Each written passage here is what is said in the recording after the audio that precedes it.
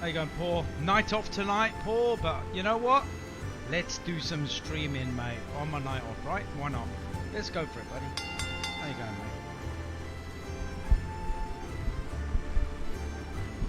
Hope you're having a good day, bud.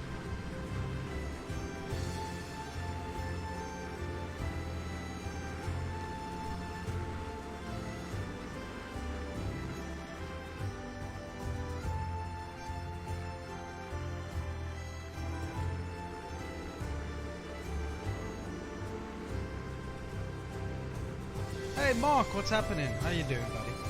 Yeah, it's not too bad, but I'm not going to even talk about it because I don't want to jinx anything right now, buddy. But yeah, let's see if we can put a stream together tonight for you guys. Ross, my man, how you going, brother? Scotland, dude. We're in Scotland. We're going to do a flight. Let's just hope we get a good flight tonight, guys. I'm really hoping for a good flight tonight. That's all I can do is hope, right? Let's go. Let's get it going, guys.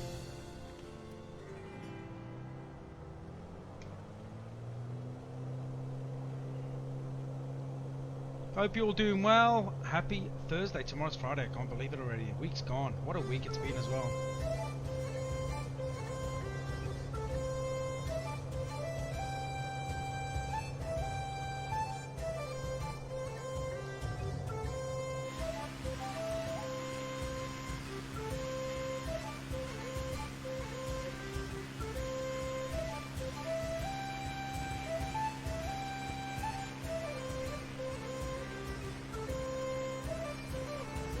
Ian, what's happening? Loving the music. I'm loving the music, dude. How good's that? I saw it today and I thought, yep, I'm doing it. I'm going to play some Scots music here on a Scottish flight. Let's get it in. Sean, what's happening, buddy? Welcome in, dude. That's all I want to do, chat, is fly. Microsoft Flight Sim. That's all I want to do right now. So let's see how we can go tonight. Let's see how we go, guys.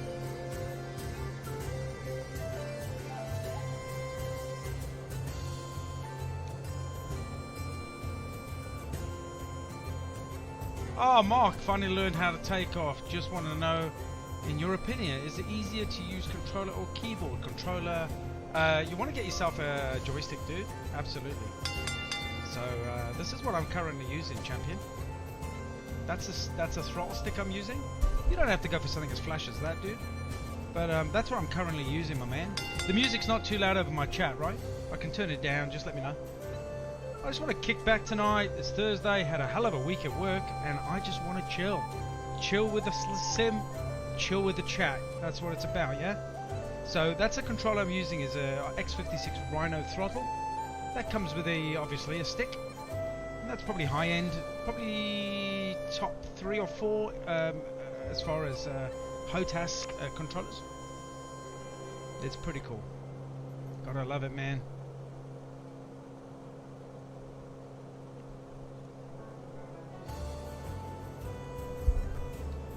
Oh man, it's good to be in Scotland. I love Scotland, right? Look how beautiful the landscape is here, man. Absolute clutch. Loving it. Halima, good. How you going? Welcome in, man. Welcome in. Good to see you. Hope you're doing good, man. Let me know if the music's a bit loud. I can bang it down a bit, but I'm just cruising tonight, enjoying it. A bit of Scottish music. No worries, Mark. Any questions you have, dude? I'm not an expert by any means, but I'm more than happy to help where I can, brother. Let me know if you want the music up or down. If it's not drowning out my voice, maybe that's a good thing, chat. I don't know.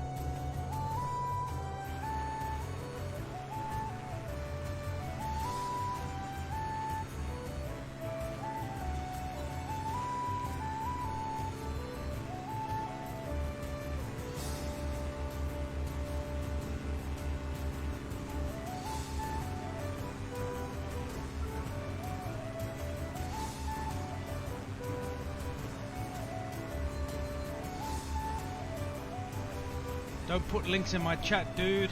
It's not one of those sites. You just got deleted.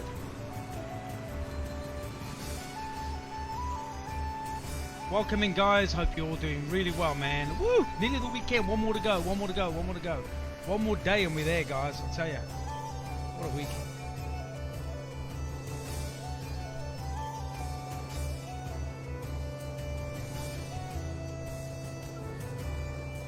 The Battle of Prestonpans, also known as the Battle of Gladsmuir, was fought on the 21st of September 1745, near Prestonpans, in East Lothian. It was the first significant engagement of the Jacobite Rising of 1745, which is generally viewed as a subsidiary conflict of the War of the Austrian Succession. Jacobite forces led by the Stuart exile Charles Edward Stuart defeated a government army under Sir John Cope, whose inexperienced troops broke in the face of a Highland charge. The battle lasted less than 30 minutes and was a huge boost to Jacobite morale. A heavily mythologized version of the story entered art and legend.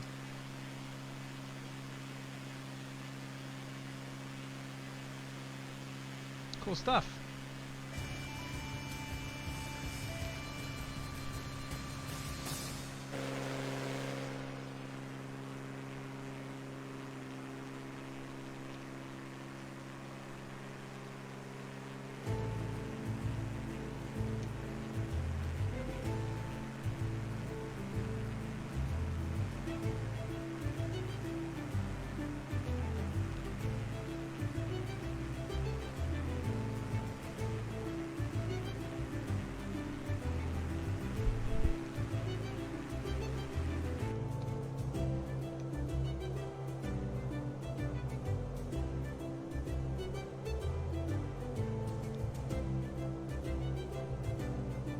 Hey guys, welcome into the stream, man. Hope you're all having a really safe and happy day wherever you are. Don't forget to hit a reaction, hit a follow, like and a share, and support my page and my content. Thanks for being on board, man. Really do appreciate it. It's been a kick-ass week for the pig this, and yeah, so thanks for being on board, man, and showing your support, right?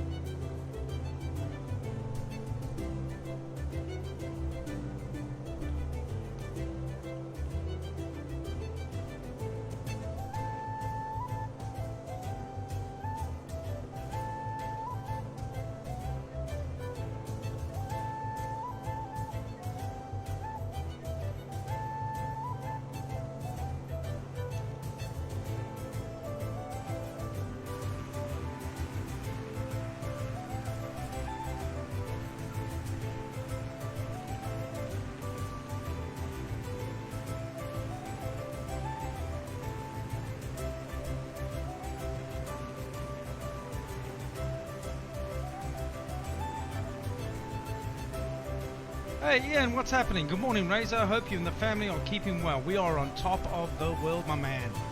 We are really, really good, buddy. Thank you very much for asking. I hope you and your family is doing good too, and everything's peachy on your side of the world, dude.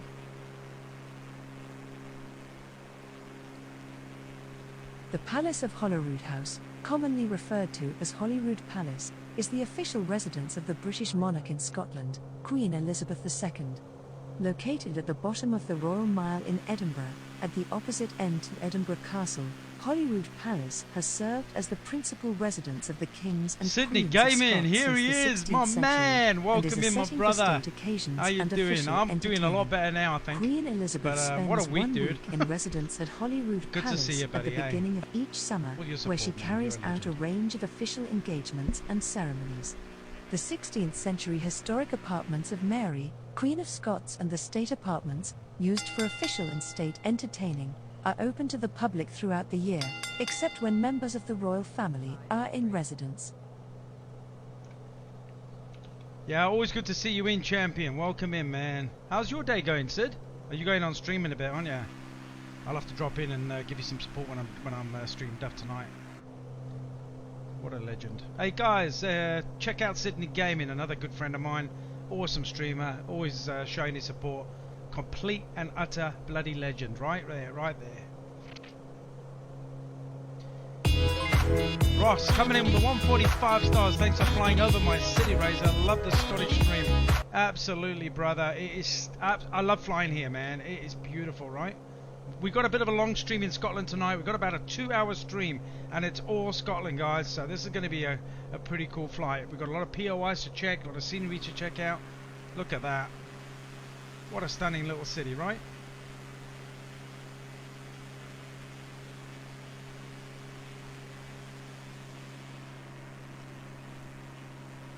Yeah, all good. Be on in 45 minutes-ish. You're a legend, mate. You are a flippin' legend, dude. You're off the charts, brother.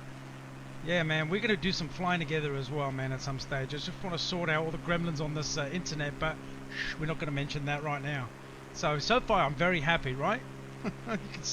you can see the piggies beaming right now. Beaming.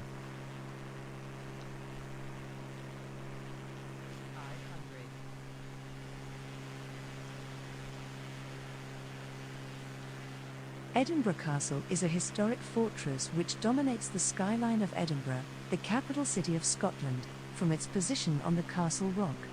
Archaeologists have established human occupation of the rock since at least the Iron Age, although the nature of the early settlement is unclear.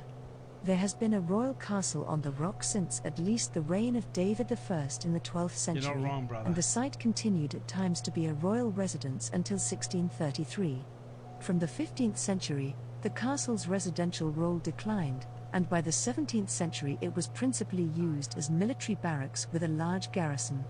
Its importance as a part of Scotland's national heritage was recognised increasingly from the early 19th century onwards, and various restoration programmes have been carried out over the past century and a half. As one of the most important strongholds in the Kingdom of Scotland, Edinburgh Castle was involved in many historical conflicts from the Wars of Scottish Independence in the 14th century to the Jacobite Rising of 1745. Research undertaken in 2014 identified 26 sieges in its 1,100-year-old history, giving it a claim to having been the most besieged place in Great Britain and one of the most attacked in the world. Few of the present buildings predate the Lang siege of the 16th century, when the medieval defences were largely destroyed by artillery bombardment. The most notable exceptions are St. Margaret's Chapel from the early 12th century, which is regarded as the oldest building in Edinburgh, the Royal Palace and the early 16th century Great Hall, although the interiors have been much altered from the mid-Victorian period onwards. The castle also houses the Scottish regalia, known as the Honours of Scotland, and is the site of the Scottish National War Memorial and the National War Museum of Scotland. The British Army is still responsible for some parts of the castle, although its presence is now largely ceremonial and administrative. Some of the castle buildings house regimental museums which contribute to its presentation as a tourist attraction. The castle, in the care of Historic Environment Scotland, is Scotland's most and the United Kingdom's second most visited paid tourist attraction, with over 2.1 million visitors in 2018 and over 70% of leisure visitors to Edinburgh visiting the castle. As the backdrop to the Edinburgh military tattoo during the annual Edinburgh Festival, the castle has become a recognisable symbol of Edinburgh and Scotland. Oh, beautiful stuff. Ian, yes, we're doing it well. It would be better when the lockdown's finished so we can get out and about. Absolutely hear you, brother. You know, it's tough going over there, man. I cannot imagine what you guys are going through, but you know, I mean, we actually got it pretty easy here in Australia, to be honest. Absolutely easy. And I just thank my lucky stars I was able to get my old man out of the UK when I did. He misses it terribly, you know. He's a Yorkshireman from up in Sheffield, and man, I tell you, looking back, he had no family left in the UK after my mum went. So best thing I ever did, chap, get him out, and now he's living with me, dude. You know, and I still feel for my family left in the UK and friends and stuff. Yeah, tough going. Just look after yourselves, man, and stay safe, brother. That's all I can say. You know? Wear that mask. Thanks for jumping in, guys, man. It's good to be back on. Oh, I tell ya, what a week.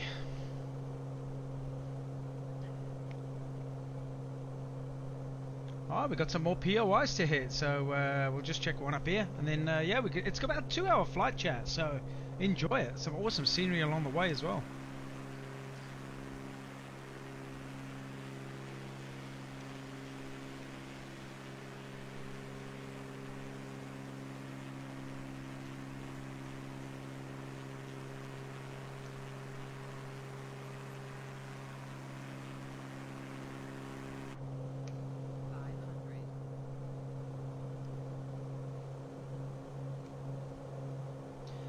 SK, welcome in, dude.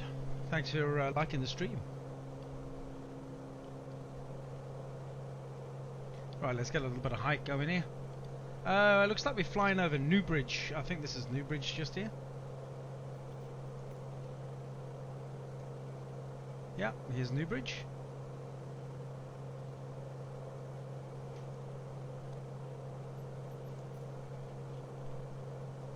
The Newbridge Inn is a public house in Newbridge, Damien, what's a happening? suburban village to the west of Edinburgh, Scotland. The inn was founded in 1683. The present building is dated 1895 and is a Category C listed building. It is located at the corner of Old Liston Road and Bridge Street, which was formerly the main route from Edinburgh to Glasgow.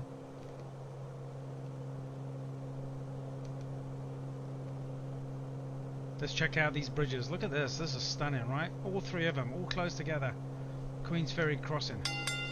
Woo, Janae, good to see ya. Hope you're keeping well. Always lights up my day, right? When I see you guys in chat. Welcome in, welcome in, welcome in. Welcome to Scotland, Edinburgh, right?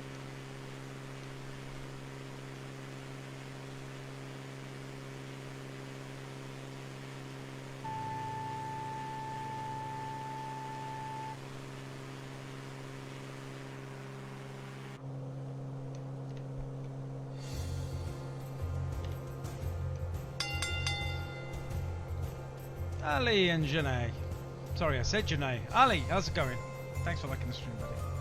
Hey Janae, how's your day going? All good? Damien, I made it, brother. I made it.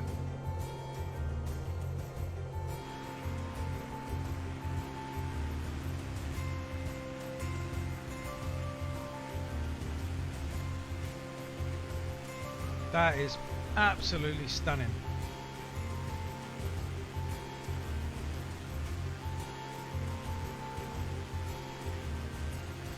Morning Razor from Southampton. Chris Davis, my man. How you going, bud? How's the UK treating you today? Hope you're doing well, man. Thanks for coming in. Good to have you all on board, guys. Absolute clutch, right? Fantastic. Welcome to Scotland, buddy.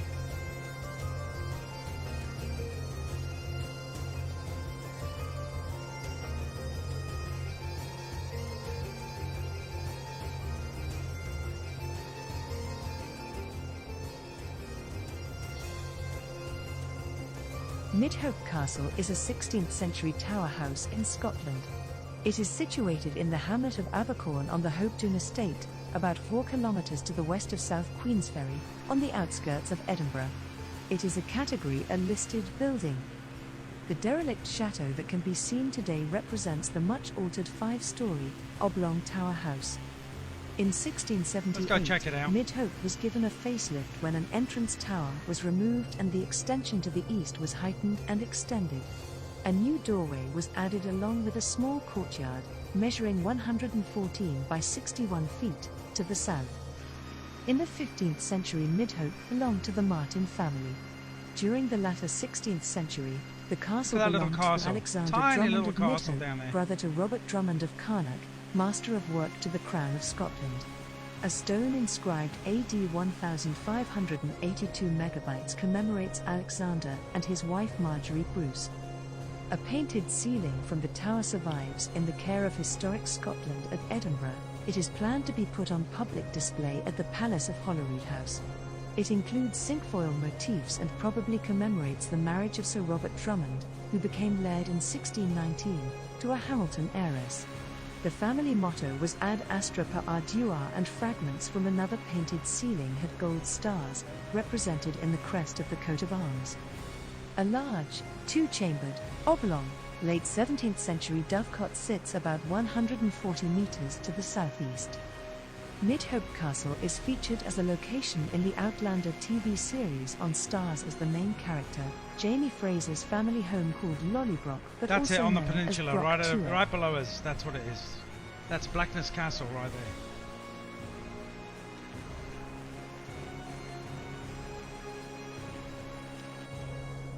Blackness Castle is a 15th century fortress near the village of Blackness, well, I hope you and yours Scotland, are well. on the I'm south have shore a of the wrestle Firth with the of stream Forth. this week. It was built, fine probably now. on the site of an Janae, you're earlier not wrong, fort by Sir George Crichton Thank you in the very much for coming in. 1440s.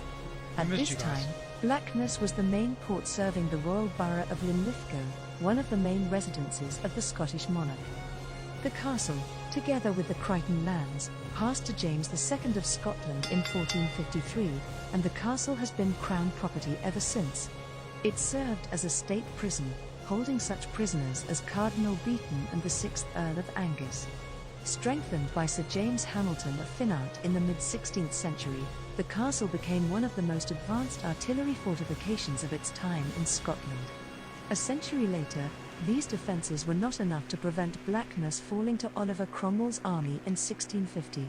Some years after the siege, the castle was repaired, and again served as a prison and a minor garrison. In 1693, the spur protecting the gate was heightened, and the stern tower shortened as a base for 3 heavy guns.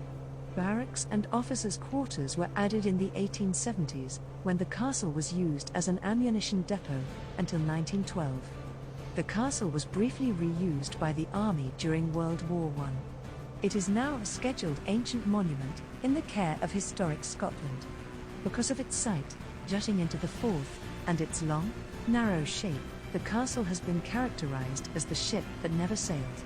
The north and south towers are often named stem and stern, with the central tower called the mainmast.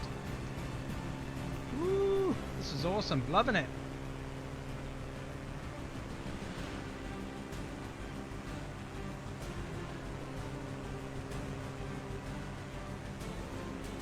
The Bridgeness slab is a Roman distance slab created around 142 CE, marking a portion of the Antonine Wall built by the 2nd Legion. It is regarded as the most detailed and best preserved of the Scottish distance slabs. The sandstone tablet was found at Bridgeness in Bowness, Scotland in 1868 on a promontory close to Harbour Road. The original is in the National Museum of Scotland in Edinburgh, while a replica is near the site of its discovery. The slab is reminiscent of one from Somerston, now in the Hunterian Museum in Glasgow, which was also made by the 2nd Legion and which similarly depicts a helmeted horseman and naked captives. Other distance slabs by the 2nd Legion have been mapped with RTI and include one from Balmouldy and another from Duntocka. Both of these items are now kept in the Hunterian Museum. Absolutely stunning scenery here in Scotland. I love it. And it's always good to fly with the sunrise, right? How good's this?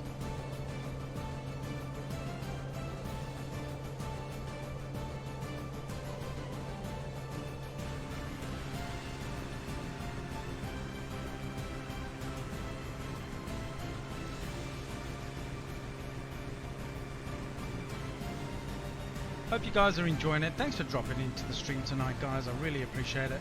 20 viewers in. Hope you're all having a cracking day. Nearly got the weekend on our doorstep. Absolute clutch that is. I cannot wait, man. Why is there music? Why not? Let's get in the mood, right? Woo. Mary, Queen of Scots, gave birth to James I at Edinburgh Castle. I was there. Not when she gave birth, but a few years ago. Well, I'm glad you wasn't there when she gave birth. But, Janae, thank you very much for that information. That's unreal. Bowness Junction rail crash occurred I wish I went to Edinburgh Falkirk. Castle, right? The junction lies on the Edinburgh and Glasgow good, Charlotte. Railway Thank between you for that. Falkirk and Linlithgow, where the line to Bowness joined from the north near Manwell Station.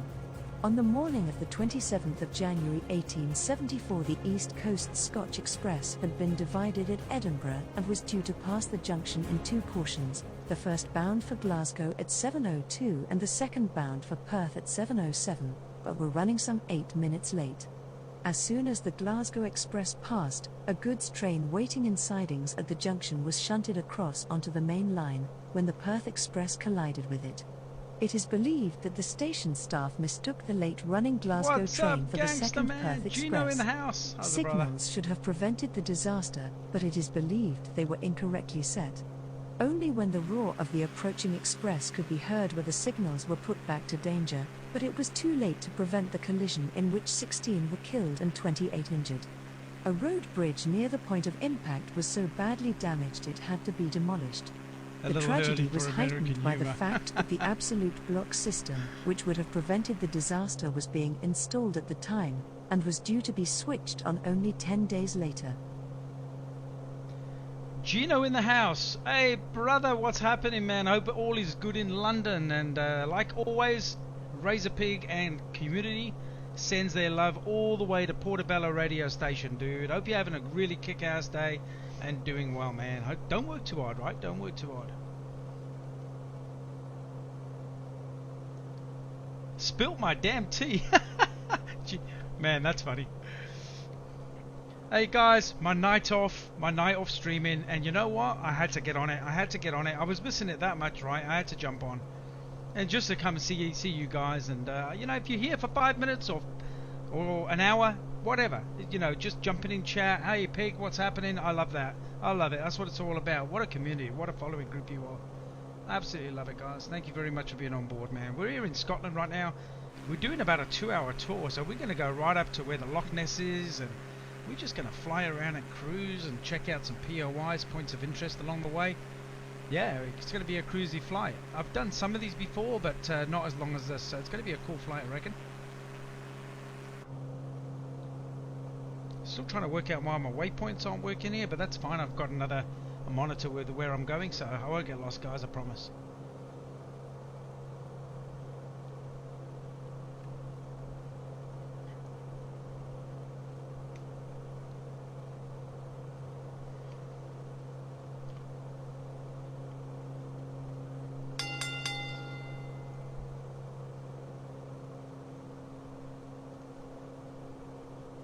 Speedbird 199, flight number 370, routing RTAC.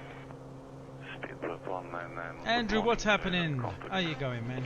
Drago, what's happening? Thanks for following the pig. Welcome into the following family, brother. What's doing?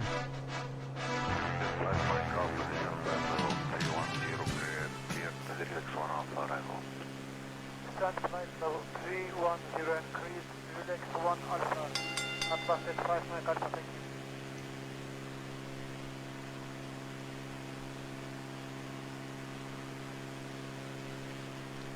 Line 2900, contact control 122.380. You're preparing to go off radar for a few days. No worries, dude. Wow. Hope you're doing okay, Andy. Good. Thanks for jumping in, man. Hope you and the family are doing strong, brother.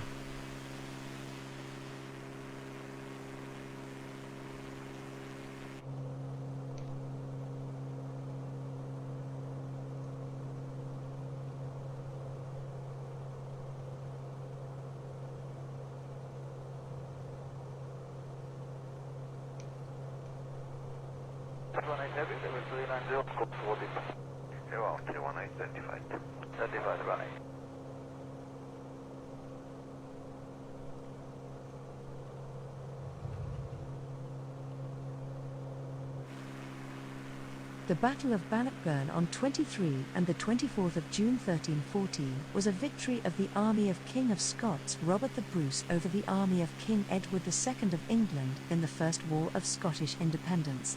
Though it did not bring overall victory in the war, which would go on for 14 more years, it was a landmark in Scottish history. King Edward invaded Scotland after Bruce demanded in 1313 that all supporters still loyal to ousted Scottish King John Balliol acknowledge Bruce as their king or lose their lands. Stirling Castle, a Scots royal fortress occupied by the English, was under siege by the Scottish army. King Edward assembled a formidable force of soldiers from England, Ireland and Wales to relieve it, the largest army ever to invade Scotland. This attempt failed when he found his path blocked by a smaller army commanded by Bruce. The Scottish army was divided into 3 divisions of schiltrons commanded by Bruce, his brother Edward Bruce, and his nephew, the Earl of Moray. After Robert Bruce killed Sir Henry de Bohun on the first day of the battle, the English were forced to withdraw for the night. Sir Alexander Seton, a Scottish noble serving in Edward's army, defected to the Scottish side and informed them of the English camp's position and low morale. Robert Bruce decided to launch a full-scale attack on the English forces and to use his schiltrons again as offensive units, a strategy his predecessor William Wallace had not used. The English army was defeated in a pitched battle which resulted in the deaths of several prominent commanders, including the Earl of Gloucester and Sir Robert Clifford, and capture of many others. The victory against the English at Bannockburn is the most celebrated in Scottish history, and for centuries the battle has been commemorated in verse and art. The National Trust for Scotland operates the Bannockburn Visitor Centre. Though the exact location for the battle is uncertain, a modern monument was erected in a field of a possible site of the battlefield, where the warring parties are believed to have camped, alongside a statue of Robert Bruce designed by Pilkington Jackson. The monument, along with the associated visitor centre, is one of the most popular tourist attractions in the area.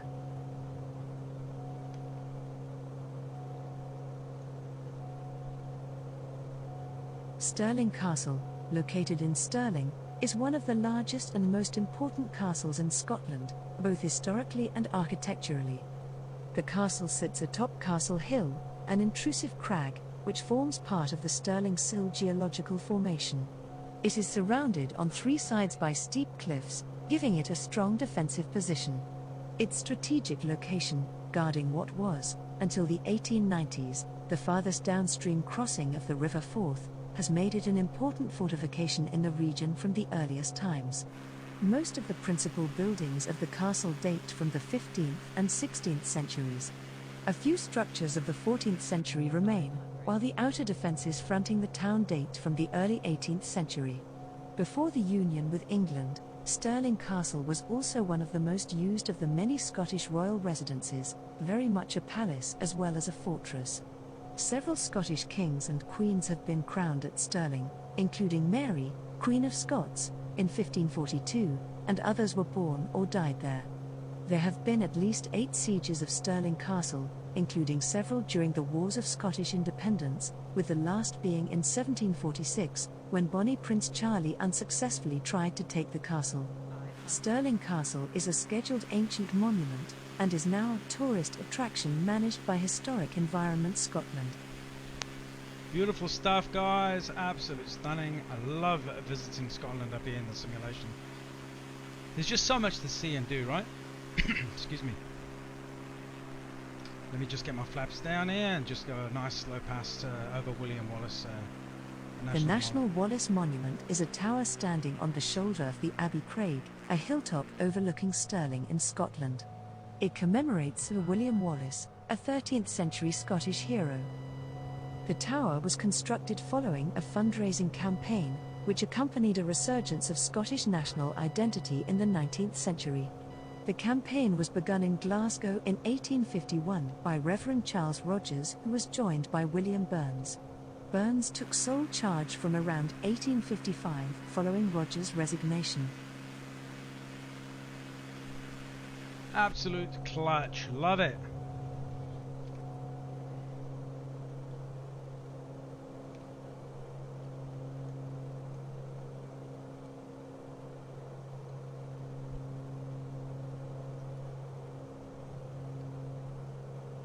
Alright, let's push on.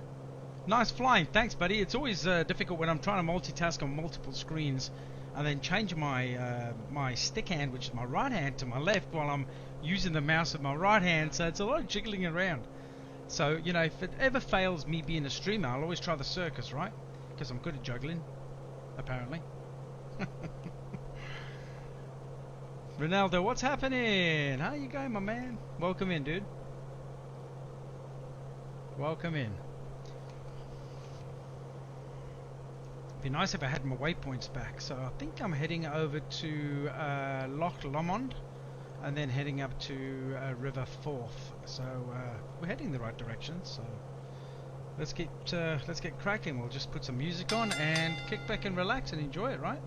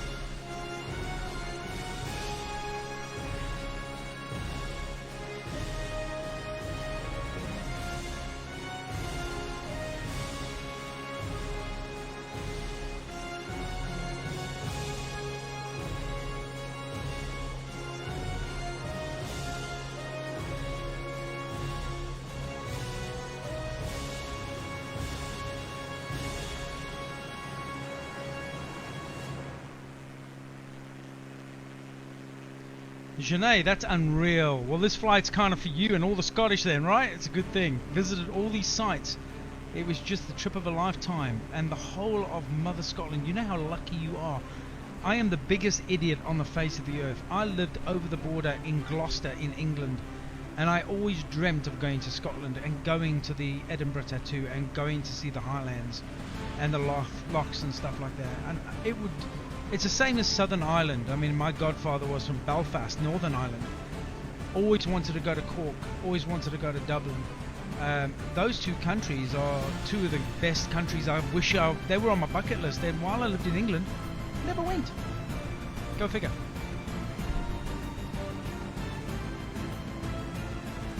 Oh, thanks a lot, Damien. Where else could one see the world from the comfort of their recliner? Awesome job, Razorpig. Dude, thank you very much, man. It's good to be on with you guys. You do not know what this means right now. I've had a hard week of streaming and a hard week at work as well. So being here with you guys right now, I could, yeah, I'm stoked. Sipmo, what's happening, brother? Just turn that down a little bit. Hopefully the music's not too loud, guys. Let me know. I can turn it down a little bit. Yo, going to eat dinner. No worries, Sipmo. Good to see you, brother. Welcome in, my man. Always good to see you guys, right?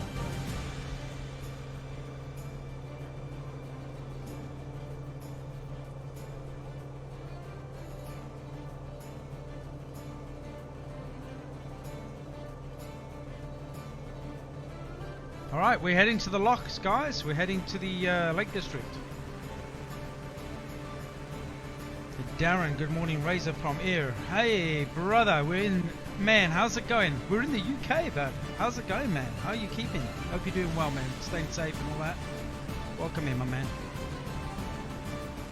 Been a few times, mostly rugby trips. Best weekends ever. Listen, any weekend on a rugby union trip is always going to be the best weekend ever, right?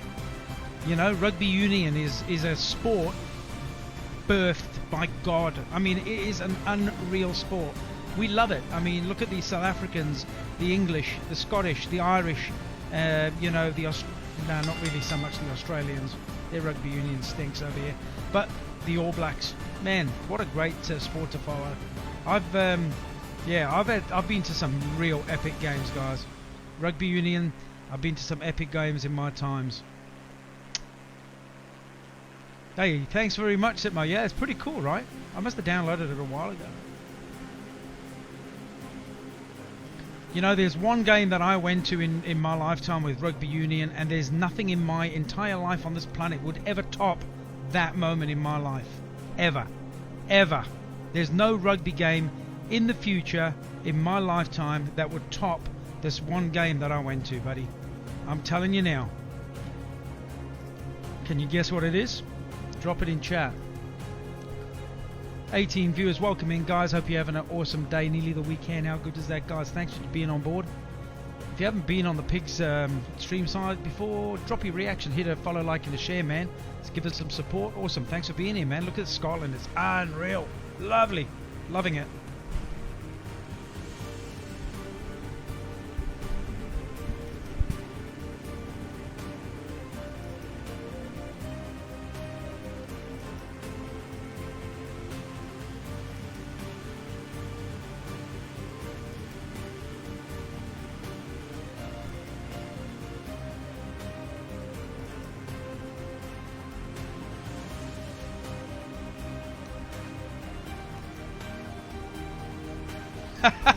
Ireland beating England, come on, mate. Hey, come on.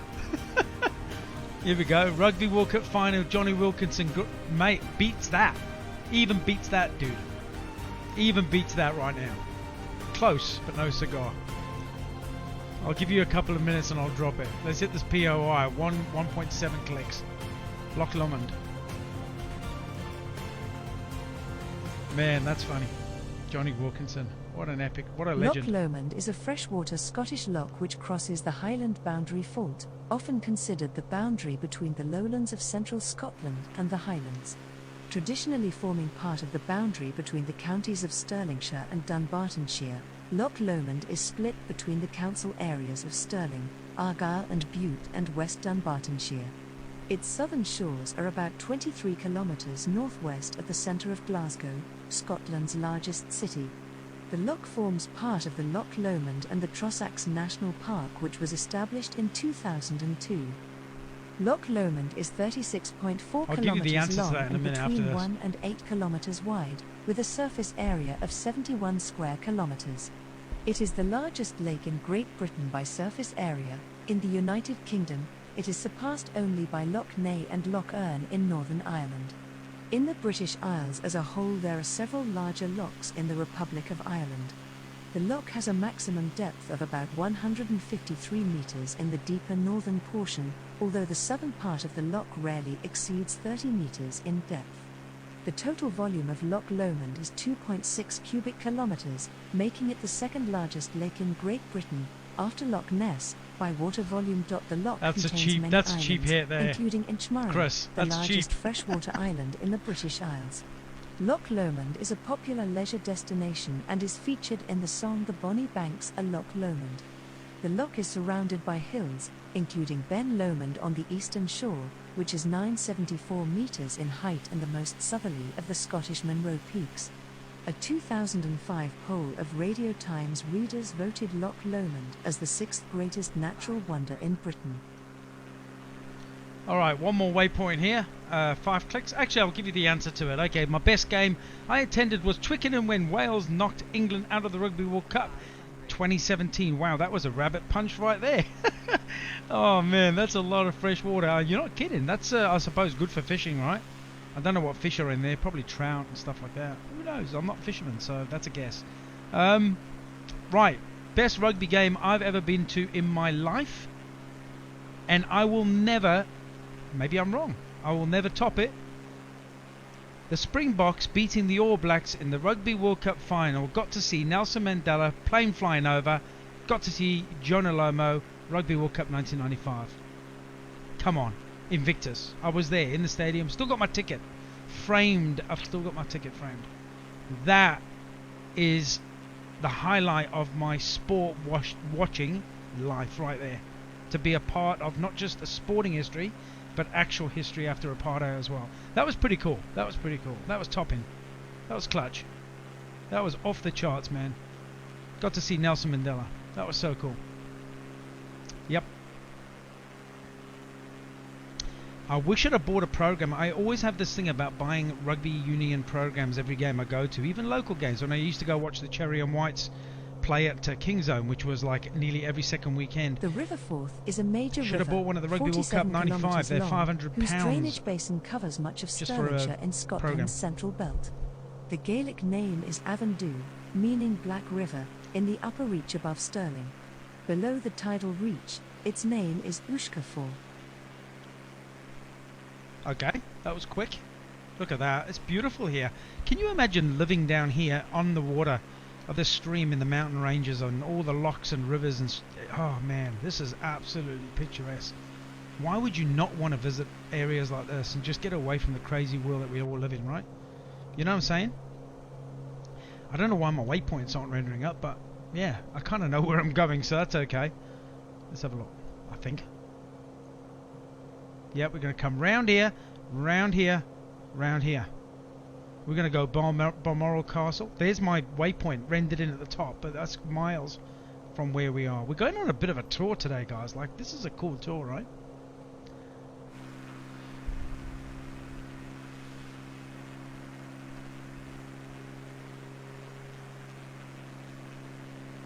Okay, looks to me like I've got to go to the left. Yeah, Chris, I've been to some really cool games. I've been to a lot of Super Rugby games as well while I'm over here in Australia. I've been to grand finals and stuff like that, and you know, a big Union supporter. I've had some amazing experiences. You know, my son was selected as a junior Wallaby over here, and he ran out with the British Irish Lions versus the Wallabies on the last tour of Australia. And that was just absolutely pure gold right there, you know what I mean? So yeah, it was some really, really proud dad moments there, man. He goes, oh, I met a couple of old rugby players. I'm like, oh yeah, like, you know, who? And he goes, oh, some old greats. There's some old English greats there, and and a couple of guys. One was called Campese, and I'm like, what? So he met about 5 or 6 like really old great players. Eels, Campese. And stuff like that. I got to meet a couple of old greats as well, so that was really like Jeremy Guscott. I think I put a photo on my page with that. So yeah, like really cool. A couple of Welsh heroes as well. So always been into Union.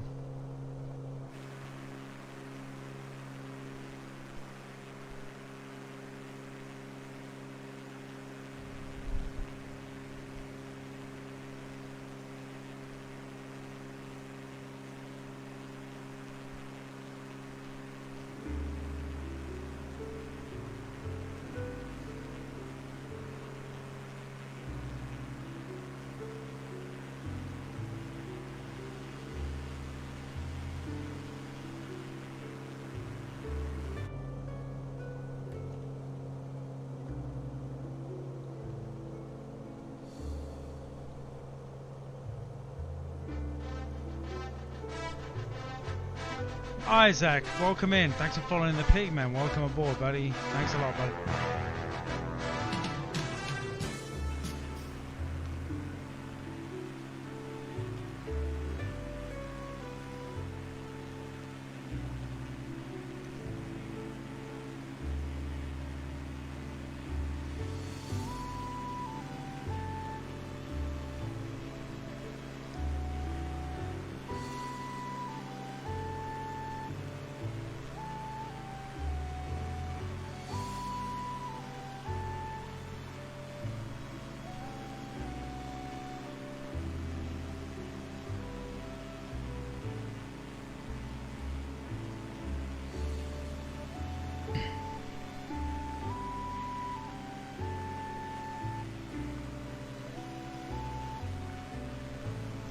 Getting into the Highlands now. I'll tell you something, Janae, this is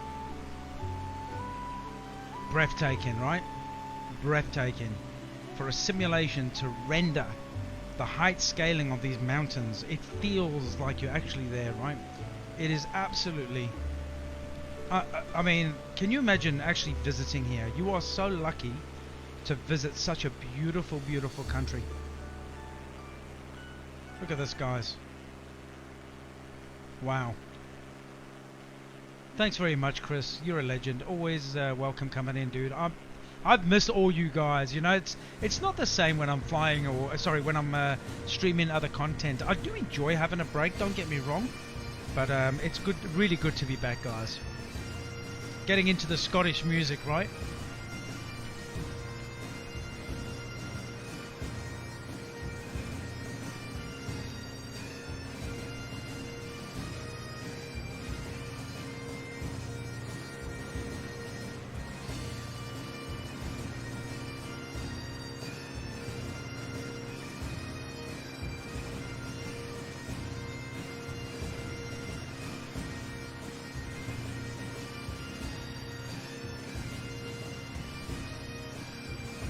Thanks very much, Anay. It's stunning, right?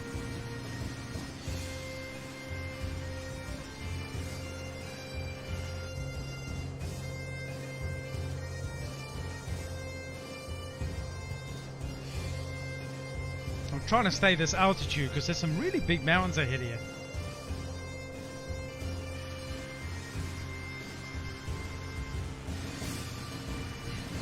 I've been to Scotland sober.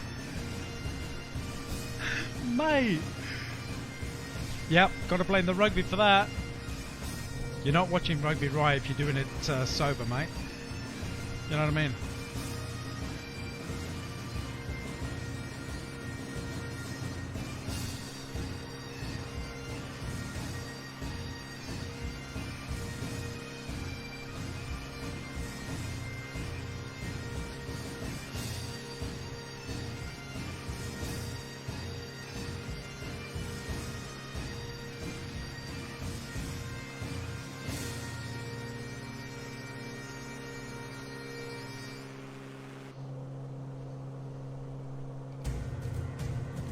think I'm heading in the right direction. According to my other map, I am anyway.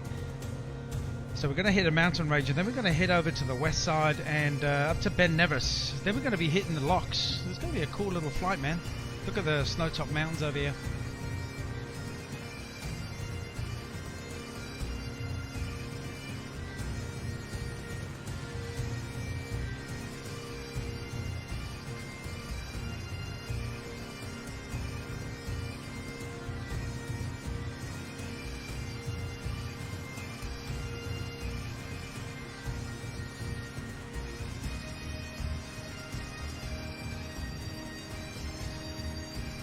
Oh, my Scottish roots are tugging at my heartstrings. Wow. Makes you proud to be Scottish, right? And I can relate. You know, I'm proud of being part Welsh. Don't hold that against me, chat. Yeah, my mum was Welsh, so I'm very proud of my heritage. And my dad's English. Very proud of being part English as well.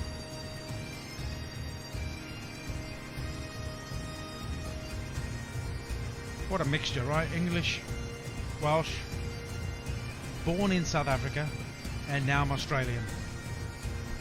Go figure, right?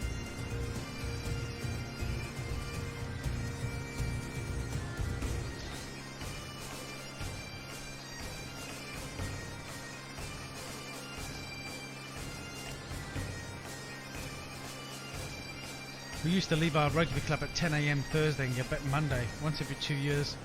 Yeah. What stays on tour, what happens on tour stays on tour, buddy. I heard that one before.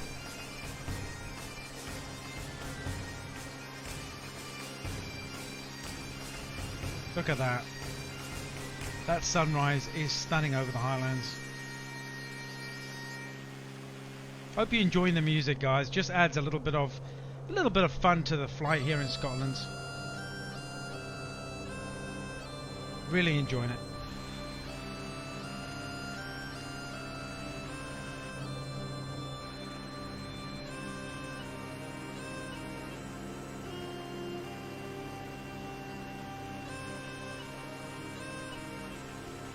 And just think, this is a real place. This is all rendered in off Google, off satellite. Everything you see here, mountains, everything, rivers, is satellite imaged.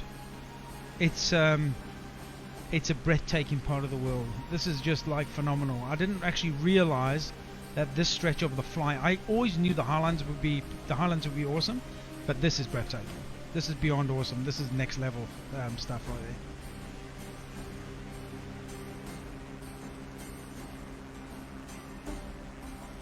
Just so vast, isn't it?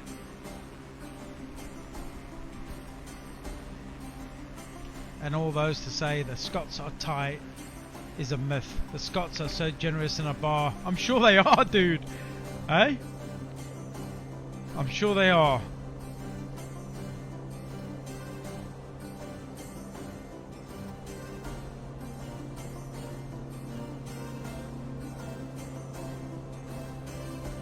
We're going to fly just to the right, and then I'm going to head over to the west. I just want to check something out.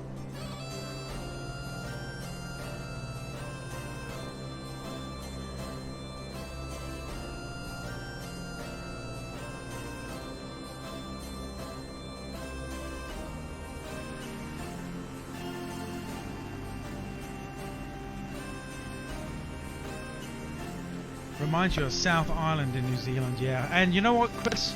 That's going to be a flight I'm going to do next. I was looking at it today. In fact, I've actually got it written down right there. Look.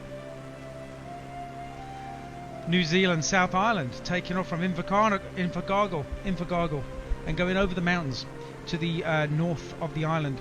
Not north of the island, the northwest part of the southern point of the island, and literally going from Invercargill all the way up to the top of New Zealand. It'll be over a few streams. I want to do that. I actually want to check out New Zealand properly. So yeah, and I'm going to spend some more time in Ireland as well, Southern Ireland. I just love it. A fantastic place to fly, right? There's just so much to check out.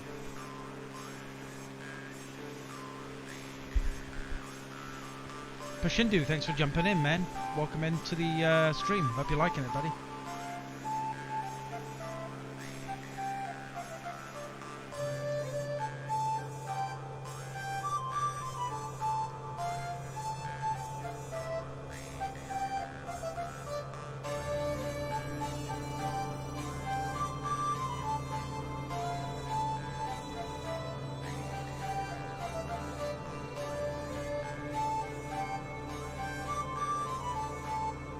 Rannoch Moor, Scottish Gaelic, Mointeach Rannoch is an expanse of around 50 square miles of boggy moorland to the west of Loch Rannoch in Scotland, where it extends from and into westerly Perth and Kinross, northerly Loch Harbour, and the area of Highland Scotland toward its southwest, northern Argyll and Bute. Rannoch Moor is designated a site of special scientific interest and a special area of conservation. Much of the western part of the Robert, moor what's lies happening? within Thanks the for following, Ben buddy. Nevis Welcome in, and man. Glencoe National Scenic Area, one of 40 such areas in Scotland. It is notable for its wildlife, and is particularly famous as being the sole British location for the Rannoch Rush, named after the moor. It was frequently visited by Horace Donisthorpe, who collected many unusual species of ants on the moor and surrounding hilly ground. Today it is still one of the few remaining habitats for Formica exsecta, the narrow-headed ant, although recent surveys have failed to produce any sign of Formica pratensis, which Donisthorpe recorded in the area in the early part of the 20th century. So this is like a heavy Peat bogland deposits here. pose major difficulties to builders Wow. of roads and railways. When the West Highland Line was built across Rannoch Moor, its builders had to float the tracks on a mattress of tree roots, brushwood and thousands of tons of earth and ashes. Curraw Railway Station, the UK's highest, and one of its most remote being 10 miles from the nearest public road, is located on this section of the line at 1,339 feet. The line takes gentle curves totaling 23 miles across the moorland. The A82 road crosses western Rannoch Moor on its way to Glencoe and Fort William. The desolate and isolated Gorton was a private railway station built near Mella Gorton that once housed a school for local railway workers' children and still serves as the Gorton Crossing Engineers Siding.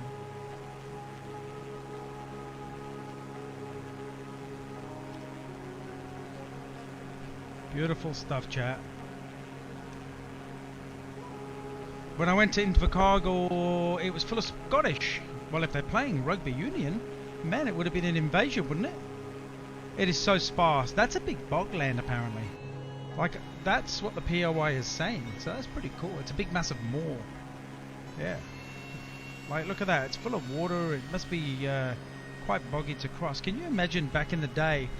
And I always refer back to the days of, like, Braveheart, you know, when they, you know, trying to duck and weave and dodge the English and, you know, hot on their heels.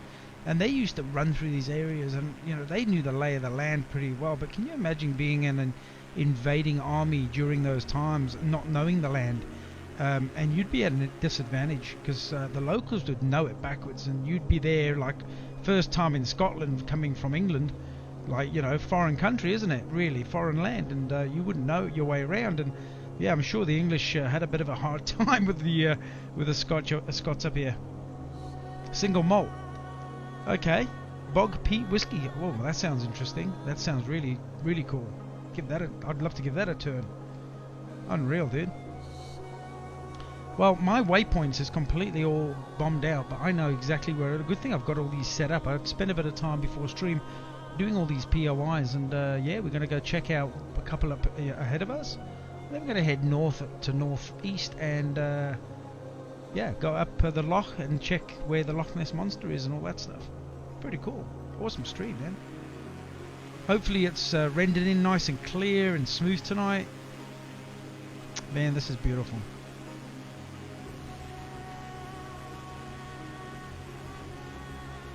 Dude, you know what I'm going to do, right, Damien? When we do the New Zealand tour, I'm going to make sure we do Hobbiton as part of the North Island. I know more or less where it is.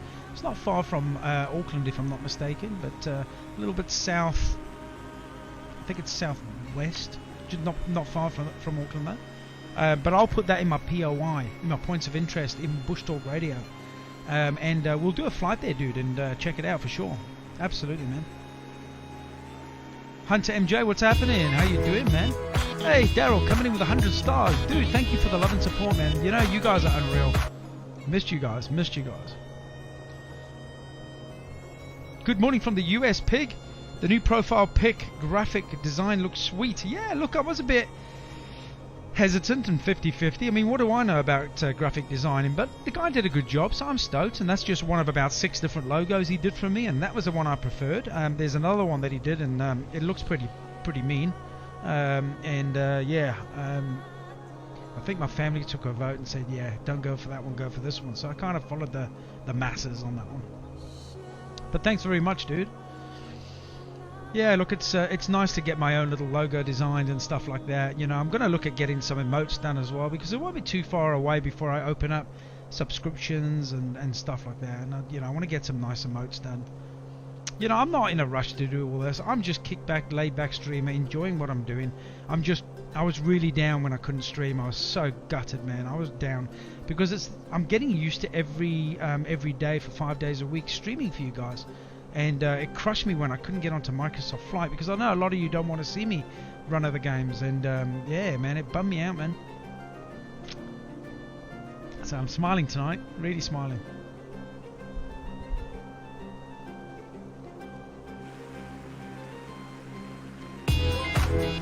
Damien coming in with 145 stars, dude. Thank you very much, brother. You're an absolute ledge, absolute ledge.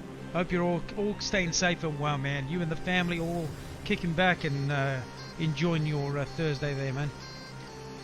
Yeah, when I get the subscription, mate, you know, I'll be pumped. I'm not too far away. I had to look at the when it gets to all the little graphs and tables and all the graphics and lines. I'm like, I'm only a bricklayer. I'm only a builder, mate. You know what I mean? So I get my boy to look at that, and I think I'm about 75% there. You know. And the more followers I get, the quicker I'll get there, man. And that's it. You know, I can't wait. It's going to be awesome. You know, and it's for me, it's not a monetary thing. You know, I don't expect to earn masses of stars, and I'm doing it for the crack. And I'm just an original bloke that's just enjoying the content and engagement with you guys every night. And you know, it's a shit world. It's a really bad world we're living in right now. It's very, you know, depressing and stuff around the globe. So it's cool that I can come on and chat with you guys, even if it's for a short period of time, and I love it, man. I wish I'd have done it years ago. Sammy, what's happening? Welcome in, dude. War Thunder was great yesterday. Yeah, I'm pretty good at War Thunder, I'll let you know. But if I'm having a bad run, I'll have a bad run. But I played it long enough. I'm pretty good. I'm usually every game top 3, but yesterday I had a couple of bum ones as well. So flight sims are your cup of tea. Well, you know, it's the first flight sim I've really played properly.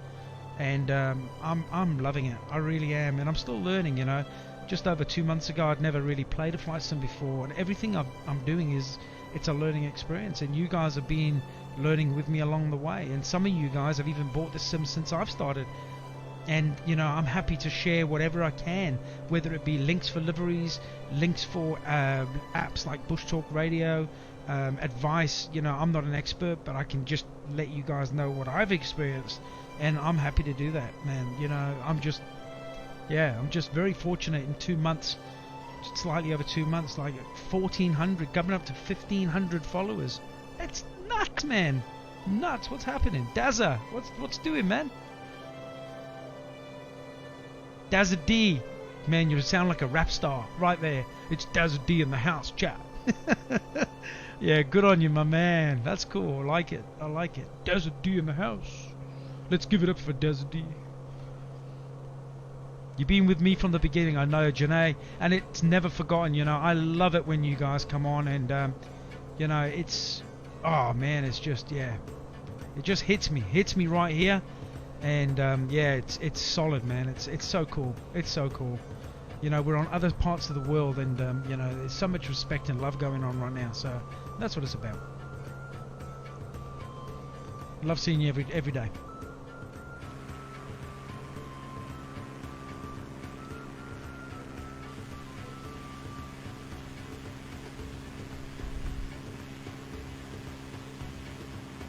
Castle Stalker is a 4-story tower house or keep picturesquely set on a tidal islet on Loch Leitch, an inlet off Loch Linney.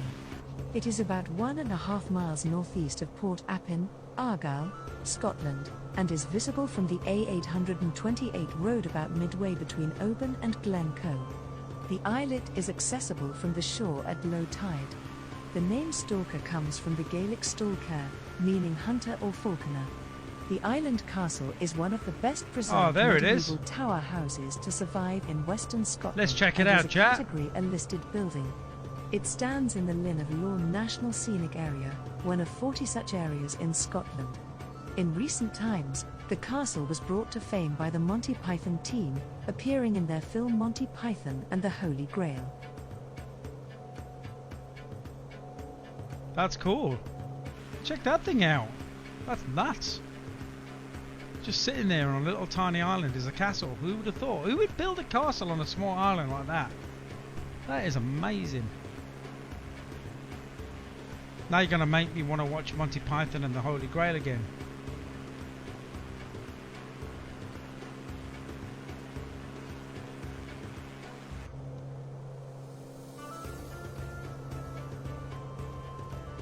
That is absolutely crazy stuff right there.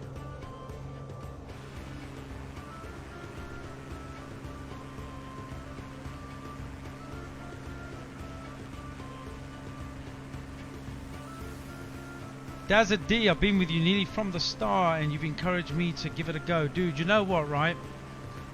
That is such a cool thing you've just said, man. And you know, it's you know, a lot of you guys, nearly every single one of you guys that's in chat right now has been with me since the start, and it's absolutely amazing, right? Simon A. Pitts, what's happening, my bud? Did I miss you? I didn't see your chat. Sorry, I'm trying to fly, and if I do miss a message, I do apologize. I try and get around everybody. Hope you are doing well, my man. Land at the side of the water. Land at the side of the water, dude. I don't want to crash. I probably will. You know what I should have bought out? I should have bought one of those seaplanes. That would have been cool. Dazza D's Daryl. Yeah, I kind of worked that one out. I like it though, bud. I like it. Look at that road. Just following the water down here. Man, this is a great little flight. I'm glad I did Scotland tonight. It was a toss-up between Scotland and New Zealand, and I thought my first stream back, since I've been having issues and stuff, I'm not even going to talk about it because I'm going to jinx it. But yeah, I just wanted to, I thought, you know what, Scotland just feels right tonight. It just feels right. Does that make sense? I just had to get it on. Let me just do my trim here, a little bit trimmed down. Yeah, so I'm enjoying flight sims, man. It's so relaxing, man. I mean, you know, when I'm playing COD, Warzone or War Thunder, you can see my face. I'm like amped up and more pumped up. Then I've got to go to bed and lay in bed and you know, try and get to sleep. I doze off about 2 in the morning, get up for 5 for work because I'm coming out of games with PTSD. So at least I'm chilling. A bit of music cruising, chatting with you guys, awesome scenery. How good is it, you know, in the comfort of my home, just after a hard day's work? Look at that, man. How would you not want to be able to play this game, man? It's worth me all that money spending, like, to try and get the system to run this. It's well worth it. Hey John, what's happening, brother? Good to see you back in Flight Sim today. It feels good to be back, my man. Absolutely clutch. Good to be back.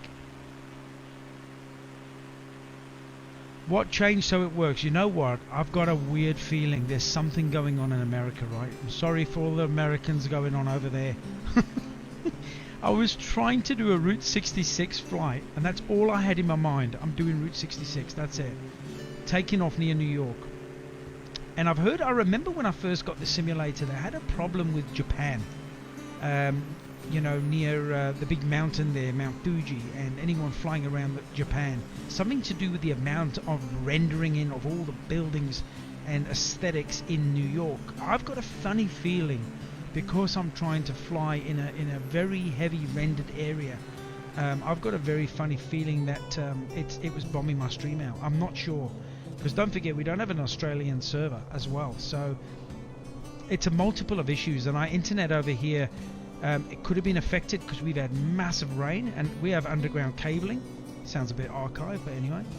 And obviously I was chatting to one of the techies at work today, and he said the pits would have been full of water, so maybe that was an issue as well. So I'm not quite sure. It's one of the 6 blinking issues anyway. So I thought, you know, let's go to Scotland, and I tried a dummy flight earlier and it was perfect.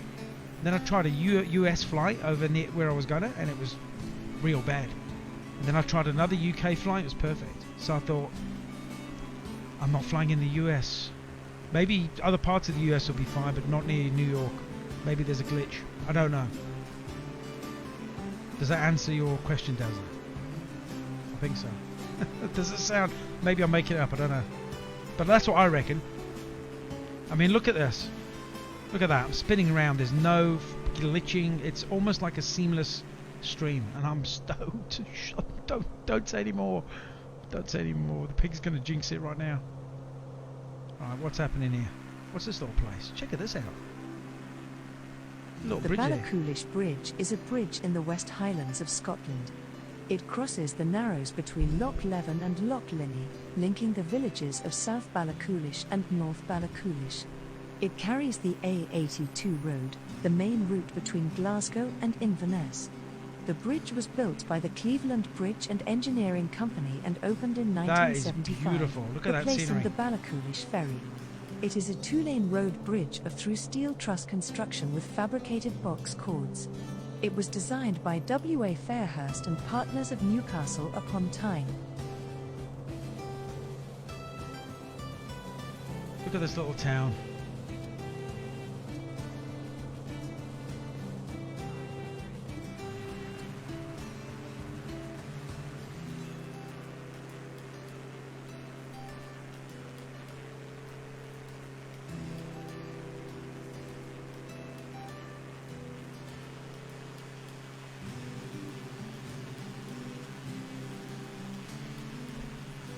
It's running really well, Dazza. I'm stoked. Stoked.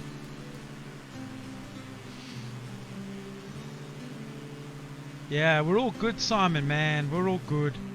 I had a lot of fires to put out at work today. A lot of problems. Massive. You know, I start work at 6 o'clock in the morning, and by 8 o'clock, my phone was ringing like a COVID hotline. And I'm not kidding you. It was one call after the next, the whole day.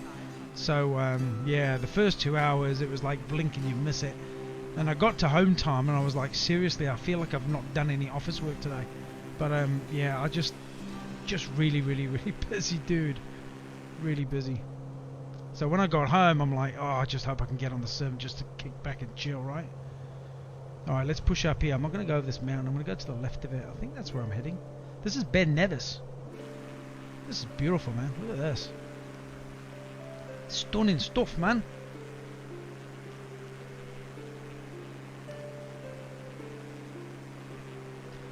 A couple of POIs up here I want to go check out. I hope you don't mind me playing the POIs in the background. It just gives us a little bit of a Wikipedia insight. It's all run off Wikipedia using Bush Talk Radio. So these POIs, as soon as you fly over them or near them, they start a bit of a talk about where you are, whether it be a bridge or a historical event or whatever. So yeah, look at this.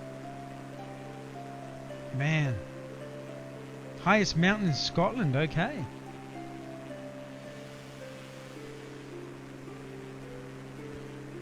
Yeah, look at that to the right there. That's huge.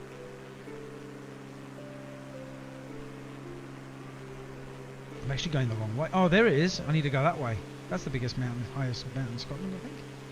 We're going.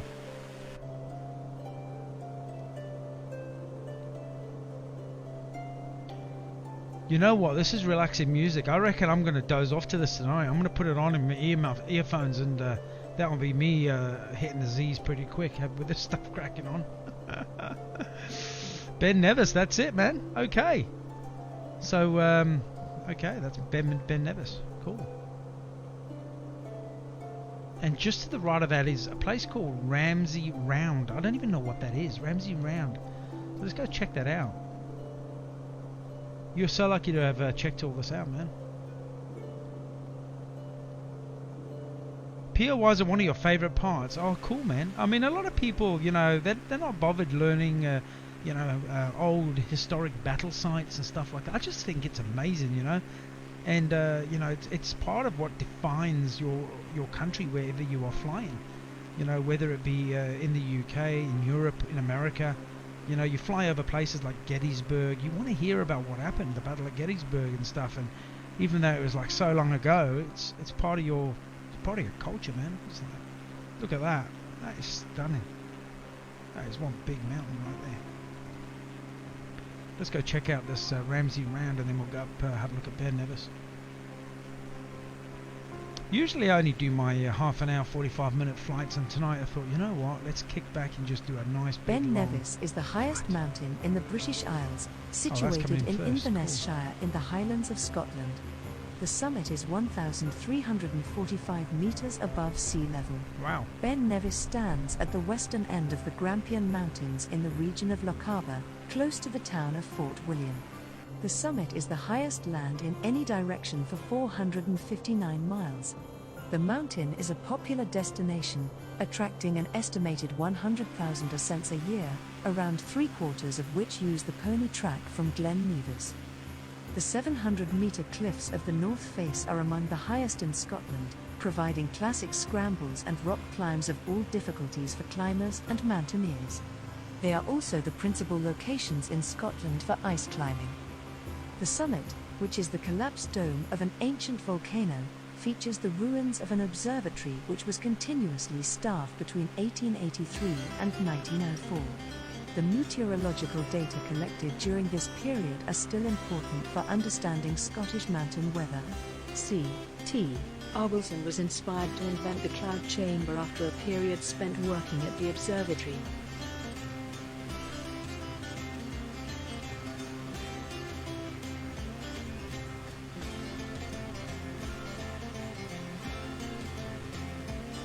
The Ramsay Round, also known as the Charlie Ramsay Round, is a long-distance hill-running challenge near Fort William, Scotland. The route is a circuit of 58 miles, taking in 24 summits with a total climb of around 28,500 feet.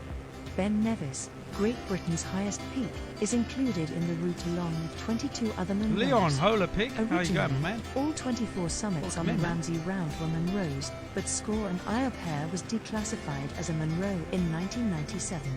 The route was devised by Charlie Ramsay as an extension to an existing 24-hour walking route, and first completed by Ramsay on the 9th of July 1978. Charlie's completion created Scotland's classic mountain marathon. The aim is for participants to complete the route, on foot, within 24 hours. Runners must start and finish at the Glen Nevis Youth Hostel, and may run the route in either a clockwise or anti-clockwise direction. Until June 2015, the fastest time recorded was that of Adrian Belton from Baslow in Derbyshire. Michael, welcome in. Time Thanks for of following, 18 man. hours 23 minutes on the 12th of June 2015. This record was broken by Jez Bragg with a new time of 18 hours 12 minutes. Soon after, on the 5th of July 2015, the record was lowered again, this time by John Ascroft in a time of 16 hours 59 minutes. On Saturday, the 18th of June 2016, Scotland, how Jasmine beautiful is Paris this, set a man? new record for the Loving Ramsay it. Round, knocking 46 minutes from the previous fastest round to set a new time of 16 hours 13 minutes. Previously, the fastest ladies' time was that of Nikki Spinks, who on the 31st of May 2014 recorded a time of 19 hours 39 minutes for a clockwise round, breaking the previous record set by Helene Diamantines. S. Tracida set a new record on the 6th of July 2019, running the round in a time of 16 hours 12 minutes.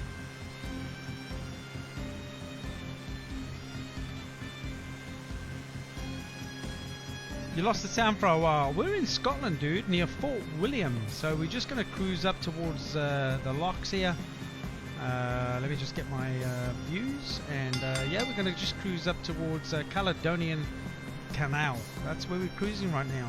It's been a bit of a nice long stream, actually. We went through Edinburgh, checked out all the POIs there, and yeah, it's been an absolute beautiful, breathtaking flight here in the Highlands, just off Scotland. Loving it. The scenery is just breathtaking. You know, this almost puts, I would say, even puts Wales to shame. And I grew up in Snowdonia mountain range, and this is just another level. This is beautiful. Okay, Fort William, obviously down just below. We're pretty high up, 4,100. The East Highland Way is a long-distance walking route in Scotland that connects Fort William with the ski and mountain resort of Aviemore. The route was described by Kevin Langan in 2007. The name is derived from the fact that the route terminates in Aviemore at the eastern edge of Highland region. The EHW route takes in a varied and wild landscape through deep forest plantations, passing many highland lochs and negotiating unspoilt marshlands. The route also explores the ancient Caledonian forests of.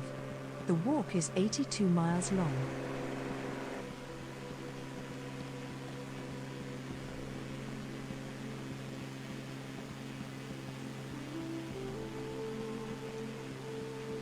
That is stunning. Look at that, chat. I've got to take a photo of that, man. That's one for the Flight Sim album right there. Beautiful.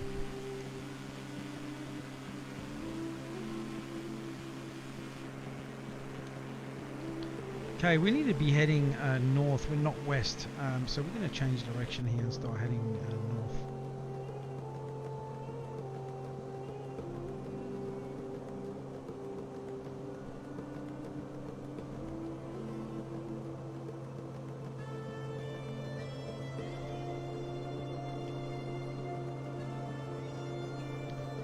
Right. I think we've got to head up here. Leon, thanks for sending the 100 stars, man. You're a legend, dude. Thank you very much.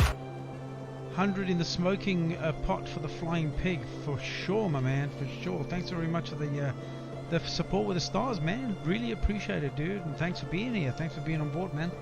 I've missed you guys. Missed you guys.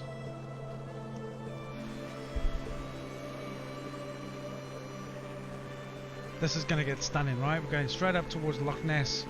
We're going to go check, see if we can see Nessie, right?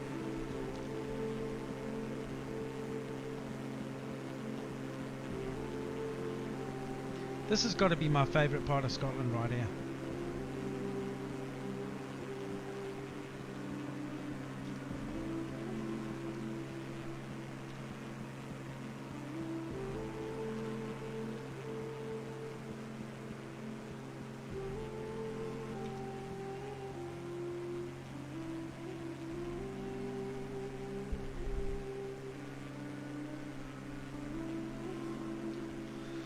Hey guys, welcome in. I hope you're all having a really good Thursday. Thank you for being on board, man, and hope you're all staying safe wherever you are, man, and thanks for being on board. Hit a reaction if you haven't hit one already. Follow, like, and a share, and give me some support, man. Welcome in.